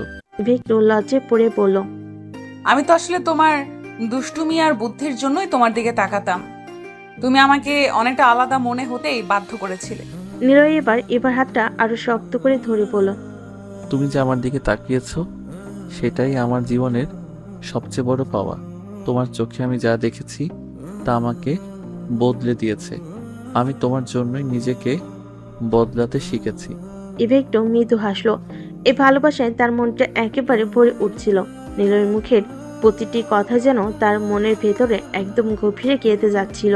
নিলয়, তুমি জানো আমি তোমাকে ভালোবাসি ঠিকই, কিন্তু জীবনের অনেক বাস্তবতা আছে। আমরা কি সবকিছু সামলাতে পারবো? নিলয় গভীরভাবে ইভার দিকে তাকিয়ে বলল, ইভা, জীবন সবসময় কঠিন, কিন্তু একসঙ্গে থাকলে আমরা সবকিছুই পারবো। আমরা যদি একে অপরকে বিশ্বাস করি তাহলে কোনো কিছুই আমাদের থামাতে পারবে না। ইভার মনে একটু দ্বিধা থাকলো, নিলয়ের এর দৃঢ় আত্মবিশ্বাস তাকে নতুন করে সাহস দিচ্ছিল। তুমি সত্যি এতটা আত্মবিশ্বাসী? আমি কখনো ভাবিনি তুমি এইভাবে ভাববে। নিলয় একটু মুচকি এসে বলল, আত্মবিশ্বাস তো তোমার থেকে পেয়েছি। তুমি না থাকলে হয়তো আমার মধ্যে এই আত্মবিশ্বাসটাও থাকতো না। এবার নিলয়ের কাছে এসে তার কাঁধে মাথা রাখলো। মনে হচ্ছিল আজকের এই রাতের প্রতিটা মুহূর্ত যেন তাদের জন্য একেবারে বিশেষভাবে সাজানো হয়েছে। কিছুক্ষণ চুপ করে থেকে নিলয় বলল, ইভা, আমরা যদি জীবনের সব কিছু একসঙ্গে সামলাই তাহলে আমাদের সামনে যা কিছুই আসুক আমরা একসঙ্গেই সব কিছু পার করে যাব। ইভা মাথা উঁচু করে বলল, হ্যাঁ, আমি এখন বুঝতে পারছি। আমি তোমার সঙ্গে থাকতে চাই, আমি তোমার সঙ্গে সবকিছু পার করতে চাই। নিলয় এবার ইভার দিকে তাকিয়ে একটু মুচকি হেসে বলল, তাহলে আমরা শুরু করি আমাদের জীবনের নতুন অধ্যায়। এই কথাই ইভা বলল। আমাদের নতুন জীবন, আমাদের ভালোবাসা, নিলয় আর ইভা তখন হাতে হাত ধরে নতুন দিনের অপেক্ষায় এগিয়ে চলো। তাদের সামনে ছিল জীবনের অনিশ্চিত পথ, কিন্তু তারা দুজন জানতো একে অপরকে পাশে নিয়ে তারা সবকিছু জয় করতে পারবে।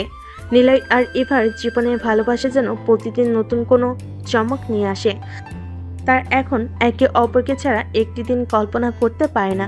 রাতে সেই মুহূর্তের পর থেকে তাদের সম্পর্কের গভীরতা আরও বেড়ে গেছে, কিন্তু সেই ভালোবাসার পরও জীবনের প্রতিদিনই নতুন চ্যালেঞ্জ নিয়ে আসে। নিলয় জানতো শুধুমাত্র ভালোবাসা দিয়ে সবকিছু জয় করা সম্ভব নয়। বাস্তব জীবনে নানা সমস্যার সমাধানের জন্য সাহস, বুদ্ধি আর দৃঢ় মানসিকতা দরকার। একদিন সকালে নিলয় কলেজে যাওয়ার জন্য প্রস্তুতি নিচ্ছিল। হঠাৎ তার ফোনে একটি অচেনা নাম্বার থেকে কল এলো। নিলয় ফোনটি রিসিভ করলো। ওপাশ থেকে গম্ভীর কণ্ঠে একজন বলল, নিলয় খান, তুমি জানো না, কিন্তু তোমার জীবনে বড় বিপদ আসছে। তোমার আশেপাশে অনেক শত্রু ঘুরছে। তুমি যতই সতর্ক থাকো না কেন, তারা তোমার উপর আঘাত আনতে আসছে। তুমি কে? আমাকে এসব কেন বলছো? আমি কে সেটা গুরুত্বপূর্ণ না, তুমি যে সমস্যার মধ্যে পড়তে চলেছো সেটাই গুরুত্বপূর্ণ। তুমি সাবধান না হলে তোমার কাছের মানুষের ক্ষতি হতে পারে। বিশেষ করে ইভা আক্তারের জন্য বড় বিপদ আসছে। নিলয়ের মুখ ফ্যাকাশে হয়ে গেল। ইভা নাম শুনে তার মনে ভয় তোলো। সে ভাবতে লাগলো ইভাকে কেউ আঘাত করতে চাইছে, কিন্তু কে? তুমি কি বলতে চাইছো? ইভার কোনো ক্ষতি করবে এমন কেউ আসতে পারবে না। আমি আছি তার পাশে। তুমি যা ভাবছো তা ঠিক না নিলয়, তারা অনেক শক্তিশালী। তুমি একা তাদের থামাতে পারবে না। নিলয় ফোন কেটে দিল। তার মনে যেন অজানা শঙ্কায় ছায়া নেমে এলো। সে তাড়াতাড়ি ইভাকে ফোন করলো। হ্যালো নিলয়, কি হয়েছে? নিলয় কিছুক্ষণ চুপ করে থেকে বলল, ইভা, তুমি আজ কলেজে আসবে না? আমার মনে হয় কিছু একটা হতে যাচ্ছে। ইভা একটু অবাক হয়ে বলল, কেন, কি হয়েছে? আমি এখনই সব বলতে পারছি না, শুধু এটুকু বলছি, তুমি আজ বাইরে বের হবে না। আমি তোমার বাড়িতে আসছি। ইভা চিন্তিত হয়ে গেল। নিলয়ের এমন কথা সে আগে কখনো শোনেনি। নিলয়, তুমি ঠিক আছো তো? আমি ভয় পাচ্ছি। ভয় পেও না, আমি আছি। আমি সব কিছু সামলে নেব। শুধু তুমি বাড়িতেই থেকো, আর কোনো চিন্তা করো না। নিলয় ফোন কেটে দ্রুত ইভার বাড়ির দিকে রওনা দিল। তার মন তখন উত্তেজনায় ভরেছিল। সে জানতো না ঠিক কি হতে চলেছে, তবে সে ইভাকে কোনো বিপদে পড়তে দিতে চায়নি। পথে যেতে যেতে সে ভাবছিল, এই লোকগুলো কারা? কেন তারা ইভার উপর আঘাত হানতে চাইছে? নিলয় ইভাকে নিয়ে খুব চিন্তিত হয়ে পড়েছিল, তবে তার মানসিক শক্তি তাকে সামলে রাখছিল। নিলয় ইভার বাড়ির সামনে পৌঁছে দরজায় ধাক্কা দিল। ইভা তাড়াতাড়ি দরজা খুলল। তার মুখে আতঙ্কের ছাপ স্পষ্ট ছিল। নিলয়, কি হয়েছে? তুমি আমাকে ভয় দেখাচ্ছ? নিলয় ইভার হাত ধরে বলল, ইভা, আমি জানি না ঠিক কি হতে যাচ্ছে, কিন্তু আমি নিশ্চিত কিছু একটা হতে চলেছে। তোমাকে এখন কিছুদিন আমার সঙ্গে থাকতে হবে। আমি নিশ্চিত হতে চাই তুমি নিরাপদে আছো। ইভা ভেতরে গিয়ে বসলো। সে কিছুক্ষণ নীরব থাকলো, তারপর বলল, তুমি আমাকে এত ভালোবাসো যে আমার জন্য চিন্তা করছো, আমি জানি, কিন্তু কিভাবে এত ভয় পাচ্ছ? তুমি তো সবসময় শক্ত ছিলে। নিলয় গভীরভাবে ইভার চোখের দিকে তাকিয়ে বলল, আমার কাছে তুমি সব কিছু। আমি তোমার জন্য কোনো ঝুঁকি নিতে পারবো না। তুমি যদি আমার জীবনে না থাকো, তাহলে আমি বেঁচে থাকবো কিভাবে? ইভা নিলয়ের কথাগুলো শুনে আবেগে ভেসে গেল। তুমি আমার জন্য এত ভাবো, আমি জানতাম না যে তুমি এইভাবে আমাকে রক্ষা করার চেষ্টা করবে। নিলয় হাত ধরে বলল, তুমি আমার জীবন ইভা। আমি সব কিছু করতে রাজি আছি, শুধু তোমাকে নিরাপদে রাখার জন্য। কিন্তু ঠিক তখনই বাড়ি থেকে কিছু অচেনা লোকের কথা শোনা গেল। নিলয় দ্রুত জানালাতে বাইরে তাকালো। কিছু লোক এসে নিলয়ের দিকে ইশারা করে কথা বলছিল। নিলয় বুঝতে পারল এরা তার শত্রু। ইভা, তুমি এখনই ভেতরে গিয়ে লুকিয়ে পড়ো। আমি বাইরে গিয়ে দেখছি এরা কারা। নিলয়, তুমি কি ঠিক করবে? আমি ভয় পাচ্ছি। নিলয় এবার হাতটা শক্ত করে ধরে বলল, আমার উপর বিশ্বাস রাখো, আমি তোমাকে কিছু হতে দেব না। নিলয় বাইরে বেরিয়ে আসতে সেই লোকগুলো এগিয়ে এলো। তাদের একজন বলল, তুমি কি নিলয় খান? হ্যাঁ, আমি নিলয়। তোমরা কি চাও? তোমার মেয়েটিকে আমরা চাই। সে আমাদের অনেক বড় সমস্যায় ফেলে দিয়েছে, তাকে আমাদের হাতে তুলে দাও। নিলয়ের চোখ রাগে লাল হয়ে উঠল। তোমরা কখনোই ইভাকে পাবে না। আমি তাকে রক্ষা করব। যাই ঘটুক। অচেনা লোকগুলো হেসে বলল। তাহলে তুমি আমাদের পথে দাঁড়াচ্ছ, তুমি কি জানো আমরা কারা? নিলয় একটু মুচকি হেসে বলল। আমি জানি না তোমরা কারা, আর তা জানার দরকারও নেই, কিন্তু আমি জানি তোমরা ইভাকে কোনো ক্ষতি করতে পারবে না। অচেনা লোকগুলো এবার রেগে গেল। তাদের একজন বলল। তাহলে আমাদের বাধ্য হতে হবে। তুমি যদি আমাদের না শোনো তাহলে তুমি নিজেই বড় বিপদে পড়বে। নিলয় এবার সম্পূর্ণ দৃঢ় কণ্ঠে বলল। আমি কারো হুমকি মানি না। ইভা আমার সবকিছু, আর আমি তাকে রক্ষা করতে জানি। এরপর এক মুহূর্তে নিলয়ের হাত ফেটে গেল আঘাতের প্রস্তুতি দিতে। নিলয়ের চোখে তখন আগুনের ঝলক, যেটা শত্রুরা লক্ষ্য করলেই ভয় পেত। কিন্তু নিলয় ঠিকই জানতো তাকে এখন মাথা ঠান্ডা রাখতে হবে। সে প্রতিটি পদক্ষেপ হিসাব করে এগুচ্ছিল।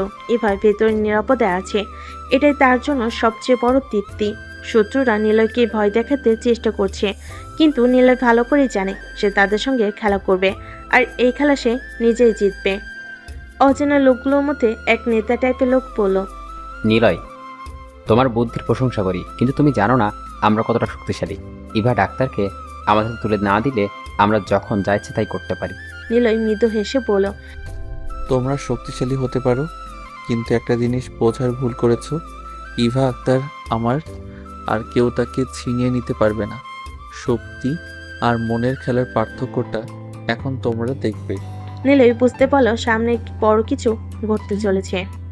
তার মধ্যে উত্তেজনার সাথে সাথে ভয়ও ছিল, কিন্তু নিলয় কখনোই ভয়কে তার শক্তির পথে বাধা হতে দেয়নি। সে ফোন বের করে একটি মেসেজ পাঠালো তার বন্ধুরা যারা বিভিন্ন অঞ্চলে ছড়িয়ে আছে, সবে দ্রুত এক জায়গায় একত্রিত হচ্ছি। নিলয়ের সাথে যারা কাজ করে তার গোপনে একটি গ্রুপের সদস্য, যা অন্য কারোর জানা নেই, তার সকলে নিলয়ের ডাকে সাড়া দিতে প্রস্তুত। নিলয় এরপর শত্রুদের দিকে তাকিয়ে চ্যালেঞ্জের কণ্ঠে বলল। তোমরা যদি এতটাই শক্তিশালী হও, তাহলে সাহস করে দেখাও তোমাদের শক্তি। আমি দেখতে চাই তোমাদের এই শক্তি আসলে কতটা ফাঁকা। অচেনা নেতা তার দলের লোকেদের দিকে তাকিয়ে সংকেত দিল। মুহূর্তের মধ্যে লোকগুলো আক্রমণের জন্য প্রস্তুত হয়ে গেল। নিলয় তাদের দিকে তাকিয়ে দেখছিল, কিন্তু তার মুখে কোনো ভয় ছিল না, বরং সে শান্তভাবে তাদের দিকে তাকিয়ে মুচকি হেসে বলল। আসো দেখি কার সাহস বেশি। লোকগুলো আক্রমণ শুরু করলো, আর নিলয় একের পর এক দক্ষতার সঙ্গে তাদেরকে আঘাতে প্রতিহত করতে লাগলো।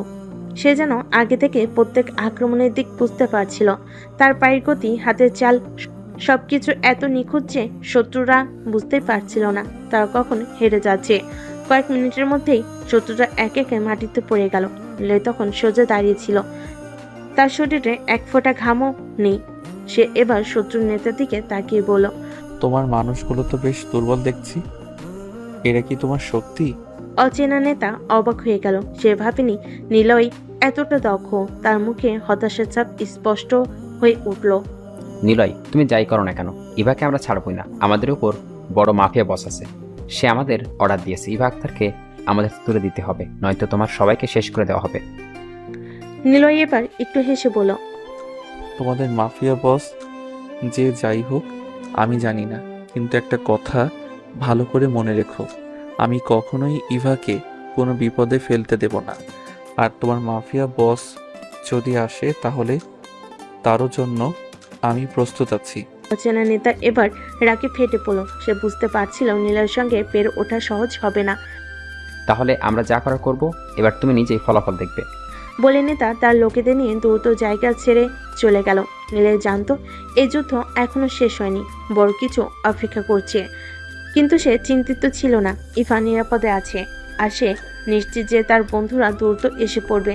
নিলয় দ্রুত ইভার বাড়ির ভেতরে ঢুকলো। ইভা তখনও ভয়ে কাঁপছিল, কিন্তু নিলয় তাকে দেখে মৃদু হেসে বলল। সব ঠিক আছে ইভা, আমি ঠিক আছি, তোমার কোনো ভয় নেই, আমরা একসঙ্গে সব সামলে নেব। ইভা নিলয়ের দিকে তাকিয়ে একটু হাসলো, কিন্তু তার চোখে এখনো আতঙ্কের ছাপ ছিল। সে বলল। তুমি কি সত্যিই ভাবো সব ঠিক হয়ে যাবে? তারা তো অনেক ভয়ঙ্কর, আমি ভয়ে কাঁপছি। নিলয় ইভার হাত ধরে বলল। তুমি শুধু আমার উপর বিশ্বাস রাখো ইভা, আমি তোমার জন্য সব কিছু করব, কেউ আমাদের আলাদা করতে পারবে না। ইভা নিলয়ের কথাই ভরসা পেয়ে তার পাশে বসলো। তারপর নিলয় বলল। আমার বন্ধুদের সঙ্গে যোগাযোগ করেছি, তারা আসছে। কিছুক্ষণ পর আমরা আরো সুরক্ষিত থাকব। তোমার বন্ধুরা, তারা কি আমাদের সাহায্য করতে পারবে? নিলয় মুচকি হেসে বলল, তারা শুধু বন্ধুই নয়, তারা এমন মানুষ যারা যে কোনো পরিস্থিতি সামলাতে পারে। আমাদের ভয় পাওয়ার কিছু নেই। এর কিছুক্ষণ পর নিলয়ের ফোন বেজে উঠল। তার বন্ধু রায়হান কল করেছে।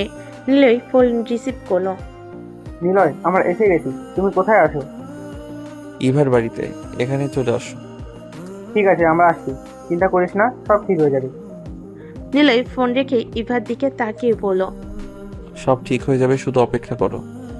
সময় যেন খুব ধীর গতিতে এগুচ্ছিল, কিন্তু নিলয় জানতো এই যুদ্ধ সে জিতবে, কারণ তার শক্তি ছিল ভালোবাসা। ইভার প্রতি তার অটুট ভালোবাসা, যা তাকে যে কোনো বিপদ থেকে রক্ষা করতে সক্ষম। নিলয়ের মনে তখন শুধু একটা জিনিসই ঘুরপাক খাচ্ছে, ইভাকে সুরক্ষিত রাখা। যেভাবে হোক না কেন ইভাকে কোনো বিপদে ফেলতে দেওয়া যাবে না। সে জানে শত্রুরা হাল ছাড়বে না, তারা আবার ফিরে আসবে, হয়তো আরো শক্তি নিয়ে। কিন্তু নিলয়ের আত্মবিশ্বাস অটুট। সে জানে তার বন্ধুরা আসার পর পরিস্থিতি সম্পূর্ণ বদলে যাবে। ইভার দিকে তাকিয়ে নিলয় মৃদু হাসলো। ইভা তখন একটু চিন্তিত, কিন্তু নিলয়ের ভরসা পেয়ে সে কিছুটা শান্ত হয়েছে। ইভা, তোমাকে আমি কথা দিচ্ছি, যে কোনো মূল্যে তোমাকে রক্ষা করব। ইভা তার চোখে মায়া নিয়ে নিলয়ের দিকে তাকালো, কিছু বলার চেষ্টা করলো, কিন্তু গলার স্বর কাঁপছে। নিলয়, যদি তাদের কথা সত্যি হয়, যদি তারা আরো বড় কোনো আক্রমণ চালায়? নিলয় মৃদু হেসে বলল, তারা আক্রমণ করলেও আমরা প্রস্তুত আছি। আমার দল একবার এসে গেলে তারা 1 ইঞ্চও এগোতে পারবে না। ঠিক তখনই বাইরে গাড়ির শব্দ শুনে গেল। নিলয় জানতো তার বন্ধুরা এসে গেছে। সে বাইরে যেতে যাচ্ছিল, কিন্তু ইভা হাত ধরে ফিসফিস করে বলল। নিলয়, আমার ভয় লাগছে। নিলয় এবার হাতটি শক্ত করে ধরলো এবং বলল। তুমি ভরসা রাখো, ভয় পাওয়ার কিছু নেই, আমি সবকিছু দেখছি। নিলয় বাইরে গিয়ে দেখলো তার বন্ধু রায়হান, সাকিব, তাওহিদ সবে এসে গেছে। প্রত্যেকের হাতেই অস্ত্র, তাদের মুখে দৃঢ়তার ছাপ। তারা জানে আজ একটা বড় কিছু করতে চলেছে। রায়হান এগিয়ে এসে বলল, সাকিব। নিলয়, কি অবস্থা? শত্রুরা কি এখনো আশেপাশে আছে? ওরা চলে গেছে, কিন্তু বেশি দূরে নয়। কিছুক্ষণ আগে হুমকি দিয়ে গেছে, তবে আমি জানি ওরা আবার আসবে। আমাদের সতর্ক থাকতে হবে। ঠিক সাকিব তার পকেট থেকে একটা ম্যাপ বের করে দেখাতে দেখাতে বলল। এই এলাকাটা আমরা ভালো করে চিনি, ওরা যদি আবার আক্রমণ করে আমরা কোন দিক দিয়ে ওদের ঘিরে ফেলবো সেটা আগে ঠিক করতে হবে। তাওহিদ মত দিল। আমার মনে হয় ওরা আমাদের পরীক্ষা করতে চাই। প্রথম আক্রমণটা ওরা হালকাভাবে করেছিল, কিন্তু এবার ওরা পুরো শক্তি নিয়ে আসবে। আমাদের প্রস্তুত থাকতে হবে। নিলয় মাথা ঝাঁকিয়ে সম্মতি দিল। সে জানতো এবার পরিস্থিতি সহজ হবে না। আছে, তাহলে প্ল্যানটা এরকম করি।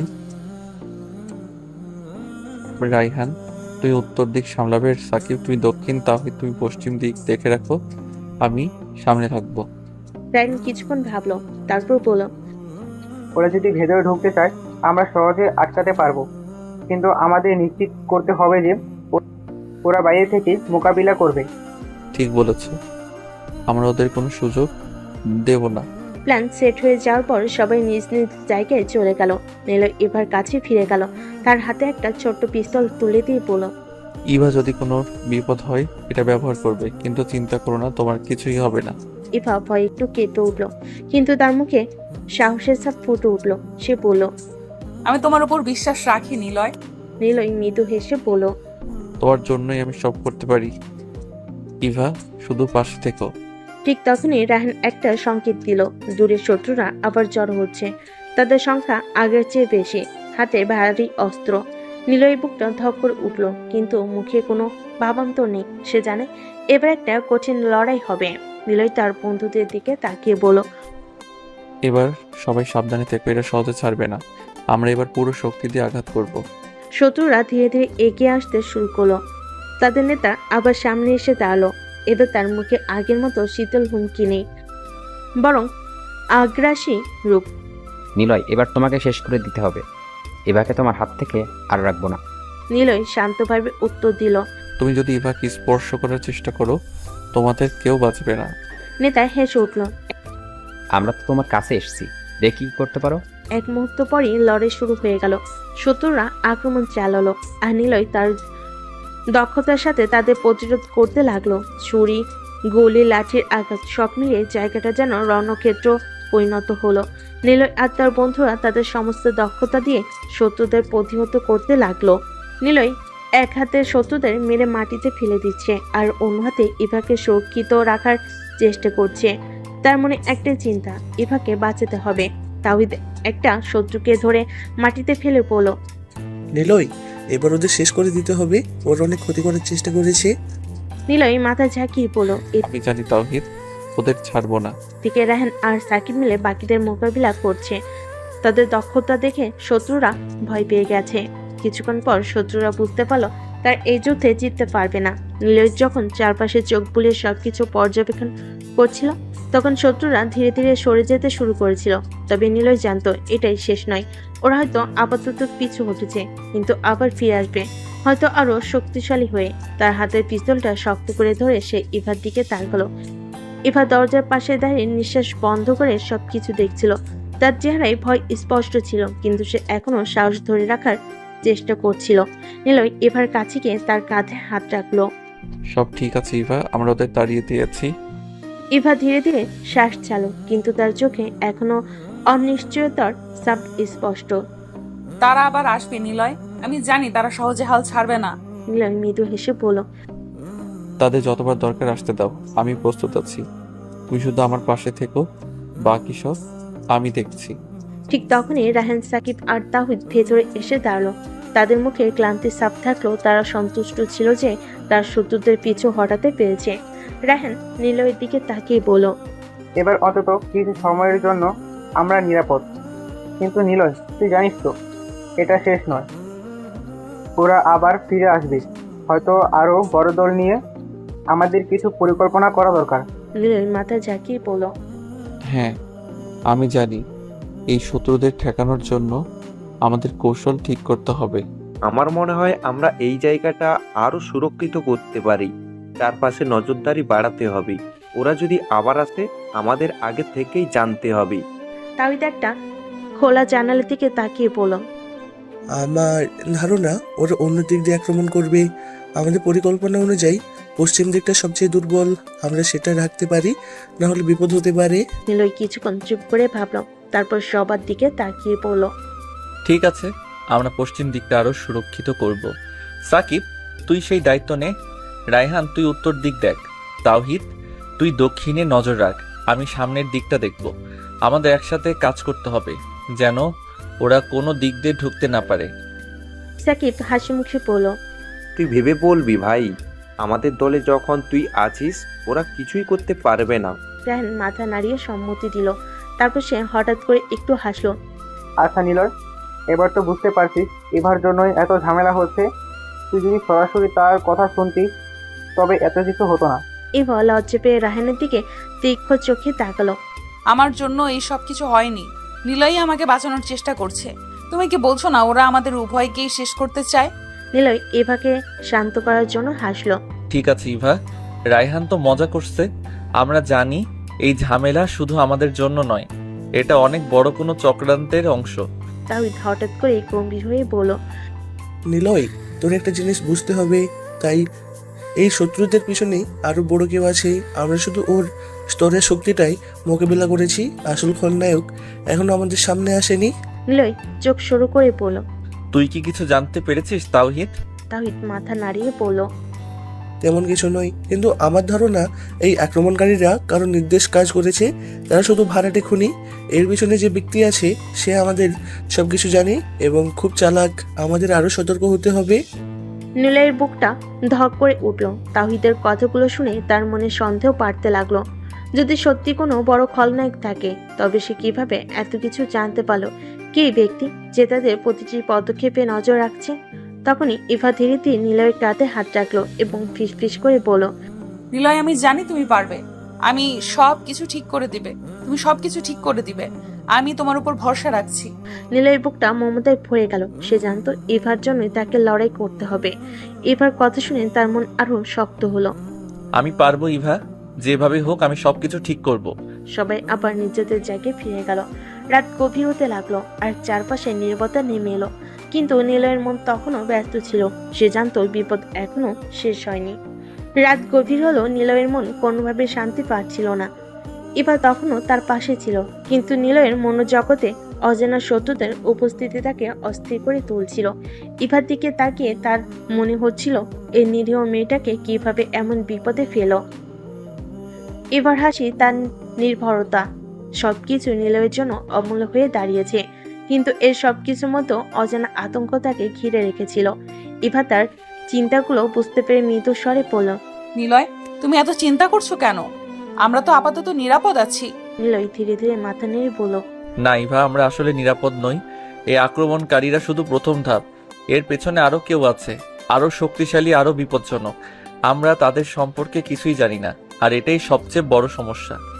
ইভা নিলয়ের চোখের দিকে তাকিয়ে শান্ত কণ্ঠে বলল, তুমি সব কিছুই ঠিক করে দেবে, আমি তোমাকে বিশ্বাস করি। নিলয়ের মনে এবার এই ভরসা তাকে আরো শক্তি দিল। সে জানতো এবার জন্যই তাকে এই লড়াই চালিয়ে যেতে হবে। আমি কিছুতেই হাল ছাড়বো না, যতই বিপদ আসুক আমি তোমাকে রক্ষা করব। এমন সময় বাইরে থেকে রাহানের গলা শোনা গেল। নিলয়, তোর সাথে জরুরি কিছু কথা আছে। নিলয় দ্রুত দরজা দিকে গেল। ইভা তার পেছনে। বাইরে এসে দেখে রাহান, সাকিব আর তাহিদ তিনজনই কিছু একটা নিয়ে আলোচনা করছে। কি হলো রায়হান, কি এমন জরুরি? রাহান কিছুটা শঙ্কিত মুখে বলল, আমরা এক নতুন তথ্য পেয়েছি। আক্রমণকারীরা কোনো সাধারণ দলের লোক নয়, তারা ব্ল্যাক কাইজার নামে পরিচিত এক ভয়ঙ্কর গ্যাংওয়ের অংশ। নিলয়ের মন ধক করে উঠল। ব্ল্যাক কাইজার, এই নাম সে আগে শুনেছে। শহরের সবচেয়ে বড়, সবচেয়ে রহস্যময় এবং বিপজ্জনক গ্যাংগুলোর মধ্যে ব্ল্যাক কাইজার ছিল এক নম্বরে, কিন্তু এতদিন তার নীরব ছিল, কোনো সক্রিয়তা দেখায়নি। তাহলে কেন হঠাৎ করে তারা সক্রিয় হলো? Black Kaiser? তাহলে এই আক্রমণ এত সহজে থামবে না। তারা এমন কেউ নয় যাদের মোকাবেলা করা সহজ। তাহিদ গভীরভাবে শ্বাস নিয়ে বলল, আমার ধারণা ব্ল্যাক কাইজারের এই হঠাৎ সক্রিয়তার পেছনে বড় কোনো চক্রান্ত আছে। তারা কেন আমাদের দিকে নজর দিয়েছে? এর পেছনে কোনো বড় পরিকল্পনা আছে। সাকিব মাথা নেড়ে বলল, তারা আমাদের সব কিছু জানে, আমাদের চলাফেরা, আমাদের লড়াই করার কৌশল, সব কিছু। নিলয় ভুরু কুচকে বলল, তাহলে আমাদের শত্রু শুধু গ্যাং নয়, আমাদের মধ্যে কেউ তথ্য পাচার করছে। তুই ঠিক বলেছিস, আমাদের মধ্যে কোনো বিশ্বাসঘাতক আছে। সেই লোকই ব্ল্যাক কাইজারের সব তথ্য সরবরাহ করছে। নিলয়ের মনে সন্দেহ বাড়তে লাগলো। কিন্তু কে হতে পারে সেটা? আমাদের দলে তো সবাই বিধ্বস্ত, আমরা সবাই একসাথে লড়ছি। তাহিদ ধীরে ধীরে বলল, বিশ্বাসঘাতক হতে পারে এমন একজন আছে, জয়নাল। গত কয়েকদিন ধরে ওর ব্যবহার কিছুটা অদ্ভুত ছিল। রায়ন হঠাৎ করে মাথা নাড়িয়ে পড়ল। হ্যাঁ, জয়নাল কয়েকবার অদ্ভুতভাবে নিখুঁত ছিল, আর এখন মনে হচ্ছে সে হয়তো ব্ল্যাক কাইজারের সাথে যোগাযোগ রাখছে। নীলা একটু থমকে দাঁড়ালো। জয়নাল এতদিন ধরে আমাদের সাথে লড়ছে, কিন্তু ও যদি সত্যি বিশ্বাসঘাতক হয় তাহলে সেটা আমাদের জন্য সবচেয়ে বড় ধাক্কা হবে। এবার চুপচাপ সবকিছু শুনছিল, তারপর হঠাৎ করেই বলল, নিলয়, তুমি কি করবে? তুমি কি জয়নালকে সরাসরি জিজ্ঞেস করবে? নিলয় কিছুক্ষণ চুপ করে রইল, তারপর বলল, না, এখনই কিছু বলবো না। আমরা আগে আরো নিশ্চিত হতে চাই। আমি নিজেই ওর উপর নজর রাখবো, আমাদের কোনো ভুল করা যাবে না। রাত আরো গভীর হচ্ছিল। নীলর মাথায় একের পর এক প্রশ্ন ঘুরছিল। ব্ল্যাক কাইজারের রহস্য, বিশ্বাসঘাতকতার ছায়া, সবকিছু যেন আরো একটি জটিল হয়ে উঠছিল। কিন্তু সে জানতো ইভা আর তার দলের সবাই তার উপর নির্ভর করছে। তার এই যুদ্ধ থামানো যাবে না। পরের দিন সকালে নিলয় একটা নতুন কৌশল নিয়ে কাজ শুরু করলো। নিলয়ের মাথায় কৌশল নিয়ে ভাবনা চলছিল। সকালে সূর্যের আলো যখন ধীরে ধীরে চারপাশে ছড়িয়ে পড়ছিল, তখন সে জানালার কাছে দাঁড়িয়ে শহরের দৃশ্য দেখছিল। এদিকে রাহান, সাকিব ও তাহিদ সবাই একত্রিত হয়ে চায়ের কাপ হাতে তুলে নিয়ে আলাপ করছিল। নিলয় একটু দেরিতে সে তাদের কাছে যোগ দিল। তোমরা কি আজকের পরিকল্পনা নিয়ে আলোচনা করেছো? সাকিব চায়ের কাপটি হাতে নিয়ে বলল, আমরা একটি নিরাপদ জায়গা খুঁজছি যেখানে আমরা ব্ল্যাক কাইজারের কার্যকলাপ পর্যবেক্ষণ করতে পারবো। তাহিদ মাথা নেড়ে বলল, আমার মনে হচ্ছে পুরো গুদামটি উপযুক্ত হবে। সেটা একটু দূরে, কিন্তু আমাদের কাছে পর্যাপ্ত জিনিসপত্র রয়েছে। রাহান চিন্তিত মুখে বলল, কিন্তু সেটা অনেক বড়, সুতরাং আমাদের সতর্ক থাকতে হবে। যদি ব্ল্যাক কাইজারের কেউ আমাদের সম্পর্কে কিছু জানতে পারে তাহলে বিপদ হতে পারে। নিলয় গম্ভীর হয়ে বলল, সঠিক কথা, তবে আমাদের খুঁজে বের করতে হবে জয়নাল আসলে কি করছে। ওর উপর নজর রাখতে হবে। আমি নিজেই ওর পিছু নেব। সবার মুখে উদ্বেগের চাপ স্পষ্ট ছিল। ব্ল্যাক কাইজারের সঙ্গে জয়নালের কোনো সম্পর্ক থাকতে পারে, এটি নিশ্চিতভাবে চিন্তার বিষয়। নিলয় জানত এটি একটি বিপজ্জনক পন্থা, কিন্তু তাকে যে এই পথে যেতেই হবে। সাকিব হঠাৎ বলল, তবে আমাদের আরেকটি পরিকল্পনা করা উচিত। ব্ল্যাক কাইজারের সদস্যের কাছে থেকে তথ্য সংগ্রহ করতে হবে। তাদের মধ্যে হয়তো কেউ আছে যে আমাদের সাহায্য করতে পারে। রাহান প্রশ্ন তুলল, কিন্তু কি হবে? আমরা তো তাদের উপর আক্রমণ করব না। সাকিব কিছুক্ষণ ভাবল, তারপর বলল, আমরা কিছু গোপনীয়তা রাখতে পারি। আমরা যদি একজনকে টার্গেট করি এবং তার থেকে তথ্য বের করি। নিলয় কথা বন্ধ করে বলল, না, এটা বিপজ্জনক। আমরা যদি আমাদের পরিকল্পনা থেকে সরে যাই তাহলে সবার জন্য বিপদ হতে পারে। তাওহিদ মাঝখানে এসে বলল, তাহলে আমাদের গুদামে যেতে হবে, আমরা সেখান থেকে কিছু তথ্য বের করার চেষ্টা করতে পারি। ঠিক আছে, আমরা আজই গুদামে যাব। সবার মধ্যে যোগাযোগ রক্ষা করতে হবে। কথা শেষ করে সবাই প্রস্তুতি নিতে লাগলো। নীলের মনে ছিল উদ্বেগ, তার জন্য ইভার নিরাপত্তা সবচেয়ে গুরুত্বপূর্ণ ছিল, কিন্তু একই সাথে তাদের পরিকল্পনা সফল করতে হবে। গুদামে পৌঁছানোর পর সবাই সাবধানীভাবে ঢুকলো। গুদামের ভিতর অন্ধকার ছিল, কিন্তু সাকিব একটি টর্চ লাইট বের করে তা জ্বালালো। এখন কি করব আমরা? নিলয় ভেতর উকি দিয়ে বলল, প্রথমে এখানে আমাদের নজর রাখতে হবে। যদি ব্ল্যাক কাইজারের সদস্যরা এখানে আসে তাহলে তাদের গতিবিধি লক্ষ্য করা যাবে। তাওহিদ আশেপাশে খুঁজতে শুরু করলো। কিছুক্ষণ পর সে একটি পুরনো টেবিলের কাছে গিয়ে বলল, এখানে কিছু পুরনো নথি আছে, দেখি এই নথিগুলো কোনো তথ্য আছে কিনা। রায়হান ও সাকিব দ্রুত চলে গেল। কিছুক্ষণের মধ্যেই তাওহিদ একটি নথি হাতে নিয়ে বলল, দেখো, এখানে কিছু নাম লেখা আছে, মনে হচ্ছে এটা ব্ল্যাক কাইজারের সদস্যের একটা তালিকা। নিলয় হতাশার সাথে বলল, তবে এটা আমাদের কোনো সাহায্য করবে না। আমাদের জানতে হবে তারা কিভাবে কাজ করছে এবং আমাদেরকে টার্গেট করেছে কেন। সাকিব নথি দেখে মাথা নেড়ে বলল, এইগুলো কেবল নাম, তবে যদি আমরা এই নামগুলোর মধ্যে কাউকে চিনি তাহলে হয়তো আমরা তাদের সম্পর্কে কিছু তথ্য বের করতে পারবো। নিলয় সিদ্ধান্ত নিল যে তার এই নথিগুলো নিয়ে আবার ফিরে যাবে এবং শহরের নিরাপত্তা বাহিনীর সাথে যোগাযোগ করবে। তারা তখনই সিদ্ধান্ত নিল যে এভাবে সামনে এগোতে হবে। হঠাৎ করে গুদামে দরজার বাইরে কিছু শব্দ শুনতে পেল। সবার মনে উদ্বেগ বেড়ে গেল। কেউ বাইরে আছে? নিলয় দ্রুত বলল, সবাই সাবধান, আমরা এভাবে বাইরে গিয়ে বিপদে পড়বো না। তার সকলে নিঃশব্দে লুকানোর চেষ্টা করলো। কিছুক্ষণ পর দরজা খোলার শব্দ শোনা গেল। একজনের সাদা টি শার্ট পরা লোক প্রবেশ করলো। তার মাথায় একটি টুপি ছিল এবং সে খুব সাবধানীভাবে চারপাশে তাকাচ্ছিল। নিলয় দ্রুত মাথা নিচু করে দাঁড়িয়ে রইল, যেন লোকটা তাদের দেখতে না পায়। লোকটি কেবল সামনে এগিয়ে গেল এবং নিচে পড়ে থাকা নথিগুলো দেখে একটু অবাক হলো। লোকটি তার ফোন বের করে কিছু ছবি তুলতে লাগলো। নিলয় একটু সাহস জোগানোর চেষ্টা করলো। তার মনে হচ্ছিল এই লোকটি হয়তো ব্ল্যাক কাইজারের সদস্য, আর যদি সে তাদের চেনে তাহলে বিপদ হতে পারে। তাওহিদ, সাকিব আর রাহানও নীরব ছিল। লোকটি কিছুক্ষণ পরে দ্রুত বেরিয়ে গেল আর তার সবাই একে অপরের দিকে তাকালো। নিলয় স্বাভাবিকভাবে বলল, আমাদের দ্রুত বের হতে হবে। সাকিব কিছুক্ষণ হতবুদ্ধ হয়ে দাঁড়িয়ে রইল। কিন্তু আমরা এখানে যে তথ্য পেয়েছি, তথ্য পরে দেখা যাবে, আমাদের এখন নিরাপদে বের হতে হবে। তার একে অপরের দিকে তাকিয়ে সংকেত দিল এবং সবাই চুপচাপ গুদাম থেকে বের হয়ে গেল। রাতে অন্ধকার তাদের আড়াল হলো, কিন্তু তাদের মন আরো উদ্যোগে ভরে গেল। কিভাবে ব্ল্যাক কাইজার তাদের অনুসরণ করেছে, কিভাবে তারা এত অল্প সময়ের মধ্যে তাদের কার্যকলাপ জানতে পেরেছে, সব প্রশ্নই ঘুরপাক খাচ্ছিল নিলয়ের মনে। নিলয় জানতো তাদের জন্য এটি কেবলমাত্র শুরু। সামনে আসছে ভয়াবহতা এবং তা মোকাবিলা করার জন্য তাদের প্রস্তুতি নিতে হবে। সে রাতের সংখ্যা আর ভয় ছিল, কিন্তু নীলের মনে সাহস ছিল। সে জানতো একমাত্র যুদ্ধ করে এই বিপদ মোকাবিলা করতে হবে। এখন সবকিছু তাদের জন্য কঠিন হয়ে যাবে, কিন্তু নিলয় আর তার বন্ধুরা এই লড়াই চালিয়ে যেতে প্রস্তুত ছিল। নিলয় এবং তার বন্ধুরা ফিরে আসার পর সবার মনে অস্থিরতা ছিল। তারা জানতো ব্ল্যাক কালচার এখন তাদের কাছে আরো বিপজ্জনক হয়ে উঠেছে। কিন্তু নীলের মনে ইভার জন্য উদ্বেগও ছিল। সে জানতো ইভা ঝুঁকির মধ্যে রয়েছে এবং সে যে কোনো মূল্যে তাকে রক্ষা করতে চায়। দিনের বেলা তারা গোপনে জয়নালের গতিবিধি পর্যবেক্ষণ করতে লাগলো। জয়নাল তাদের দলে থাকলেও তাদের গতিবিধি এবং আচরণে কিছু অস্বাভাবিকতা লক্ষ্য করতে শুরু করলো। নীলয়ের মনেও সন্দেহ পাচ্ছিল। একদিন রাতে নীলয় তার দলকে আবার একত্রিত করলো। সাকিব মাথা নেড়ে বলল, কিন্তু কিভাবে? সে আমাদের সাথে অনেক দিন ধরে আছে। রায়হান ঘনিষ্ঠভাবে বলল, তার আমরা তাকে ফাঁদে ফেলতে পারি।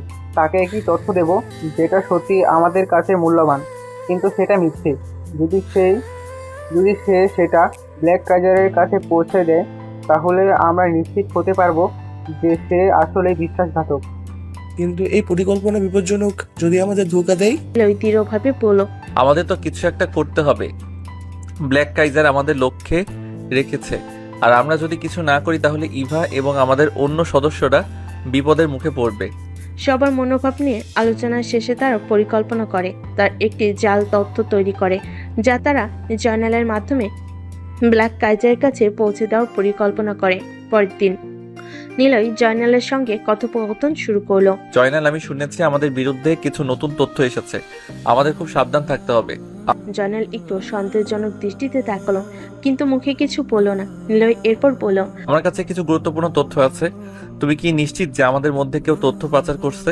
জয়নাল গম্ভীর হয়ে বলল। এটা সম্ভব, কিন্তু তুমি কি জানো? নীলয় অস্থির হয়ে বলল। আমরা একটি বড় গ্যাংয়ের বিরুদ্ধে লড়ছি, তাদের নাম ব্ল্যাক কাইজার। জয়নালের চোখে কিছু সময়ের জন্য ঝিকমিক করলো। আমি শুনেছি তারা আমাদের সম্পর্কে সবকিছু জানে। আমরা যদি তাদের আগের মতো প্রস্তুত না হই তাহলে বিপদ হবে। জয়নালের মুখের পরিবর্তন আসতে লাগলো। নীলয় তারপর মিথ্যা তথ্যটি বলল। আমাদের আগামী পরিকল্পনা সম্পর্কে আমি তাদের বলেছি যে আমরা আগামীকাল রাত 10টায় একটি গুরুত্বপূর্ণ বৈঠক করব। জয়নালের মুখে প্রথমে বিস্ময়, তারপর কিছুক্ষণ পর সে বলল, ঠিক আছে, আমি সাবধান থাকবো। তারপর থেকে নীলয় এবং তার দল জয়নালের উপর নজর রাখতে লাগলো। কয়েকদিন পর তারা জানতে পারলো জয়নাল এই তথ্য ব্ল্যাক কাইজারের কাছে পাঠিয়েছে। তাদের সন্দেহ নিশ্চিত হয়ে গেল।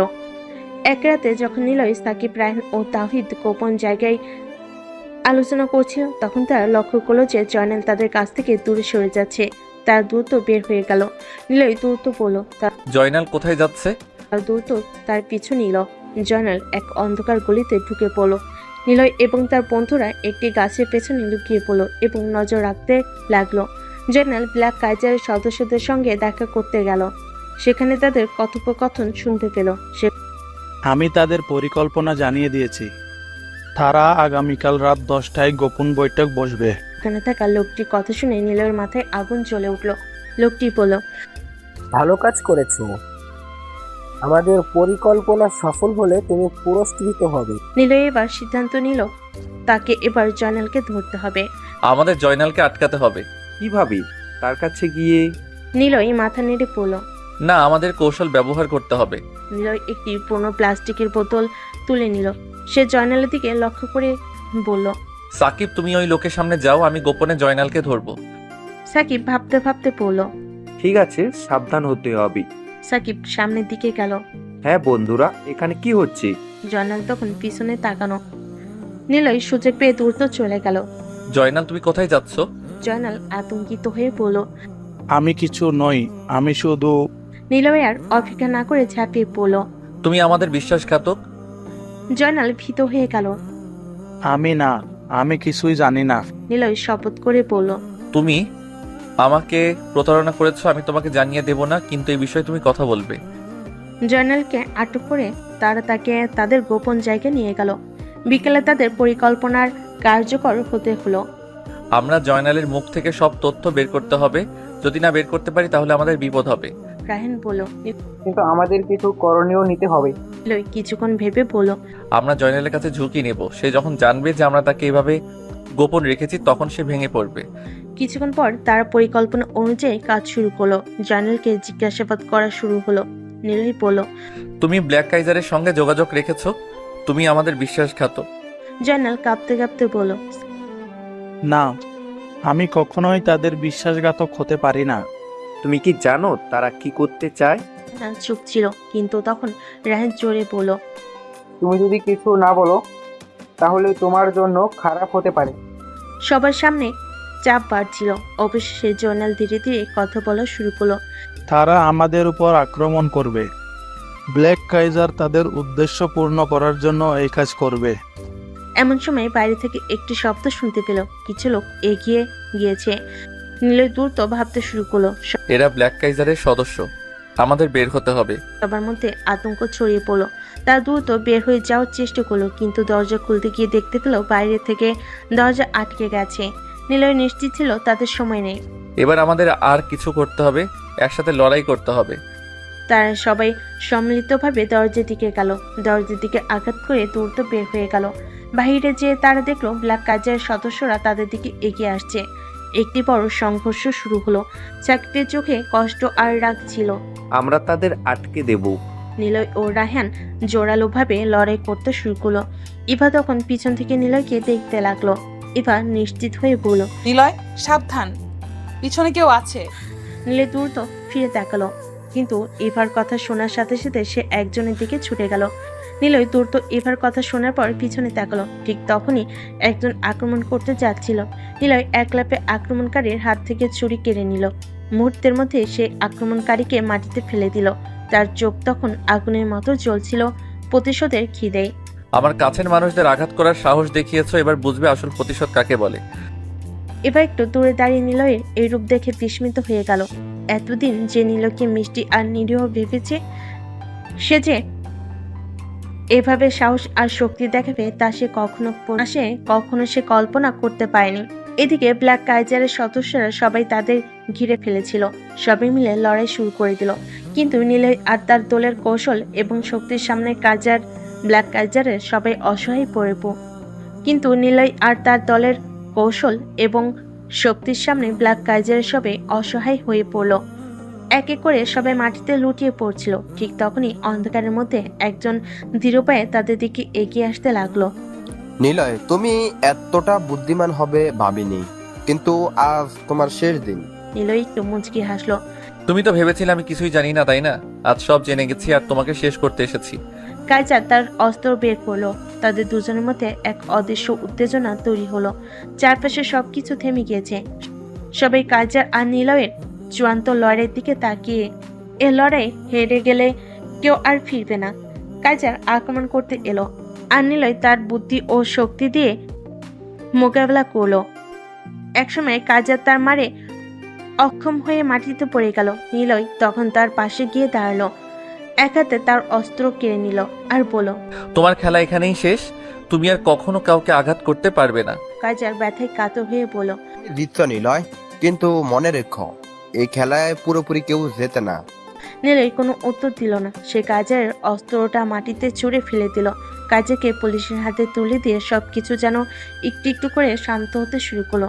ইভা নিলয়ের দিকে এগিয়ে এলো, তার চোখে অদ্ভুত এক প্রশান্তি। সে নিলয়ের কাছে সে দাঁড়িয়ে পড়ল। তুমি আমাকে এত বড় বিপদ থেকে বাঁচালে নিলয়, আমি জানতাম না তুমি এতটা শক্তিশালী। নিলয় একটু হাসলো, তার চোখে তখনও একটুখানি উচ্ছ্বাস। তুমি তো সবসময় আমাকে দুর্বল ভাবতে, তাই না? ইভা হেসে পড়ল, হ্যাঁ ভাবতাম, কিন্তু এখন জানি তুমি সবসময় আমার সুরক্ষার জন্য লড়বে। নিলয় তার দিকে তাকিয়ে গভীরভাবে পড়ল। তোমার জন্য আমি সবসময় লড়তে প্রস্তুত। ইভা একটু হাসলো, তারপর নিলয়ের দিকে ঝুঁকে তার বুকে মাথা রাখলো। চারপাশে সবকিছু যেন থেমে গেছে। ইভা মৃদু স্বরে বলল, তাহলে আমি তোমার পাশে সারা জীবন থাকবো। সেই মুহূর্তে সবকিছু যেন এক আশ্চর্য শান্তিতে মিশে গেল। সমস্ত সংঘর্ষের শেষে তাদের ভালোবাসার জয় হয়েছে। নিলয় এই মারামারিতে হালকা আহত হলো। তারপর তারা হসপিটালে চলে গেল। নিলয় আর ইভা ধীরে ধীরে হাসপাতাল থেকে বেরিয়ে রাস্তার পাশে দাঁড়িয়ে পড়ল। চারপাশে রাতের বাতাসে এক ধরনের শীতল প্রশান্তি ছড়িয়েছিল। নিলয় ইভার দিকে তাকিয়ে মৃদু হাসলো, তার মুখে তৃপ্তির ছাপ, যেন সমস্ত যুদ্ধে বিজয়ী হওয়ার আনন্দ ছড়িয়ে পড়েছে। ইভা তার পাশে এসে দাঁড়ালো, তার হাত আলতো করে নিলয়ের হাতে রাখলো। তাদের মাঝে যেন এক অদ্ভুত নীরবতা কাজ করছিল, কিন্তু সেই নীরবতায় যেন অনেক কথা বলে দিচ্ছিল। নিলয় ইভাকে দেখলো, তার চোখে তখন শুধুই ভালোবাসা আর যত্নের প্রতিফলন। ইভা তার হাত শক্ত করে ধরলো, যেন সে এই মুহূর্তটিকে কখনো যেতে দিতে চায় না। ইভা, এত কিছু ঘটলো, কিন্তু আমি চাই তুমি সব ভুলে যাও, আমরা নতুন করে শুরু করব। ইভা নিলয়ের দিকে তাকিয়ে একটুখানি মুচকি হাসলো। তার চোখে তখন কান্নার আভাস ছিল, কিন্তু সেই কান্নায় ছিল শান্তির প্রতিফলন। আমি জানি নিলয়, তোমার সঙ্গেই আমার সব কিছু নতুন করে শুরু হবে। তুমি আমার জীবনে যে জায়গা তৈরি করেছো সেটা আর কেউ পূরণ করতে পারবে না। নিলয় ইভাকে কাছে টেনে নিল। ইভা নিলয়ের বুকে মাথা রেখে চুপচাপ দাঁড়িয়ে রইল। তাদের মাঝে সব অস্থিরতা, সব ঝড় যেন থেমে গেছে। নিলয় ইভার কপালে আলতো করে চুমু খেলো, তারপর বলল, তুমি আমার জীবন ইভা, তোমার জন্য আমি সব কিছু করতে পারি। ইভা কিছু না বলে চোখ বন্ধ করে নিলয়ের বুকে মাথা গুজে রাখলো। তার মনে হচ্ছিল যেন এই মুহূর্তটাই চিরকালের জন্য স্থির হয়ে থাকুক। সে রাতের আকাশের নিচে নিলয় আর ইভা একে অপরের ভালোবাসায় মুগ্ধ হয়ে দাঁড়িয়েছিল। সমস্ত যুদ্ধ শেষে তাদের জীবনে শান্তি নেমে এসেছে। পৃথিবী থেমে গেছে, কিন্তু তাদের ভালোবাসার গল্প চিরকালীন হয়ে থাকবে। আপনারা ভালো থাকবেন, সুস্থ থাকবেন। আজকের মতো বিদায় নিচ্ছি। ধন্যবাদ।